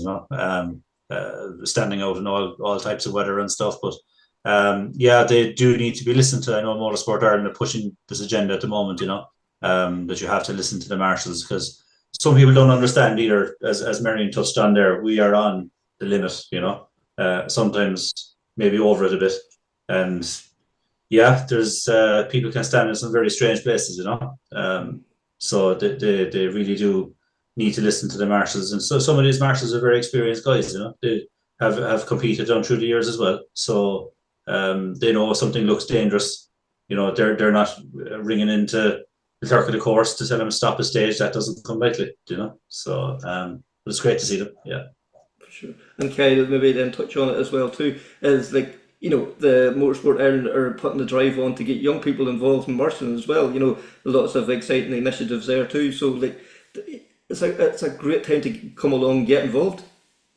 Yeah, for sure it is. They're pushing getting the youth into the marshals. I actually noticed it started on the stage on Friday that there was a young fella, no age at all. I'd say about 11 or 12, wearing a high vis, and as a youth marshal, I just thought it was quite interesting. There's definitely young people out there that's interested in it, so it's getting the point across, and yeah, it's good to get them interested at a young age, and hopefully then they get into the J1000 car and then start from scratch and make their way up, because the ladder is clear now, and it's simple. It's a simple ladder to take. The J1000 and Rally 5, Rally 4, and 3, and so on. But no, it's great to see young people get interested into it, because it's an interesting sport when you're in it, and if you don't know enough about it, you don't really understand.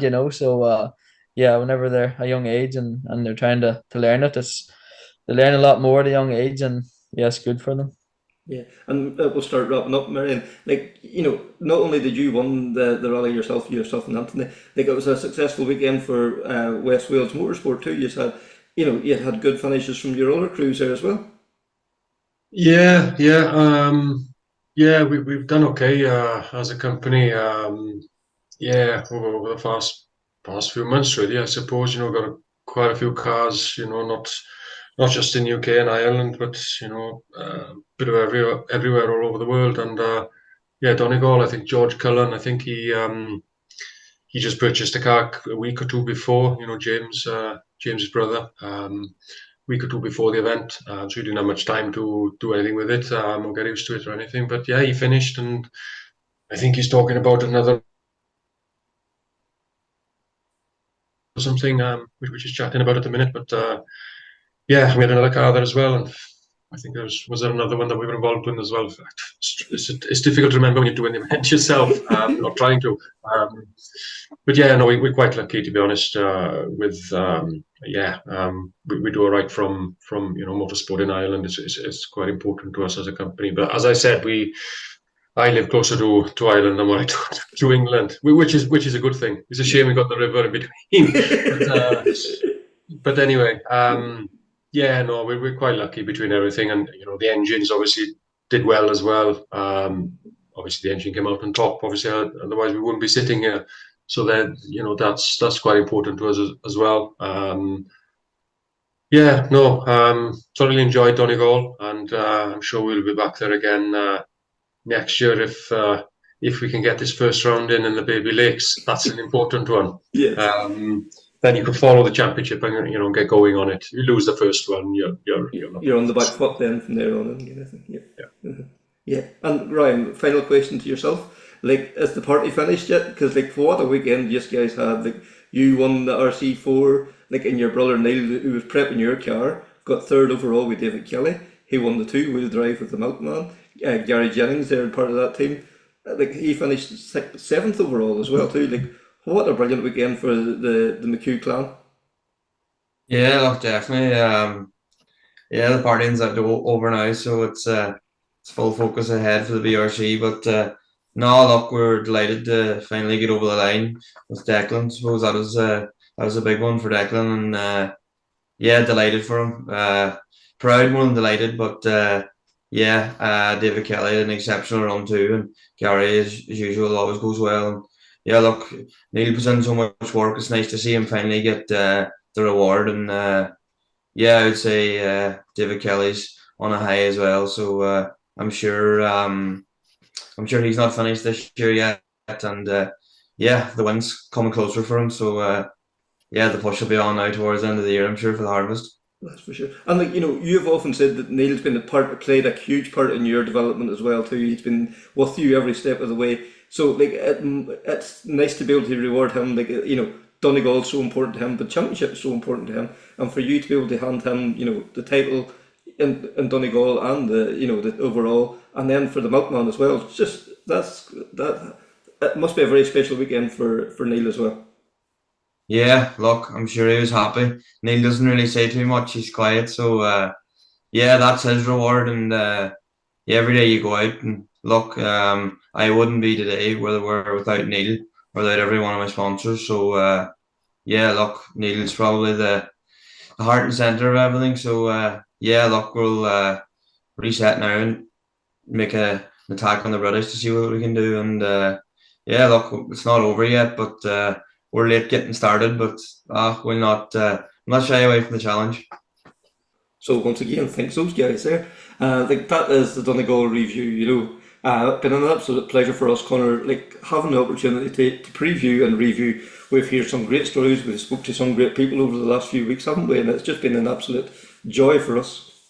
It's been brilliant. It's been great to get the chance to hear and to tell the various stories, and like we always try to do, get a variety of stories and a variety of different perspectives on the event. Everybody from Adam Platt through the competitors, and even Holly McRae, what she thought of her first time coming to Donegal. So it has genuinely been a pleasure. Putting this together over the last couple of weeks. Yeah, it really has. And like, even in the build up to the event, having the Ewan McGee on, who was telling us his side of from the course's point of view, and as you say, Holly McRae coming over first time, her media perspective on it, and like, yes, I'm biased. I love Donegal. I know there's no denying that, but like, just to see it from like a different perspective, it's always a pleasure. I really think that's really good, and to hear all the positive comments after the event from competitors and and all that there, it just makes you so proud.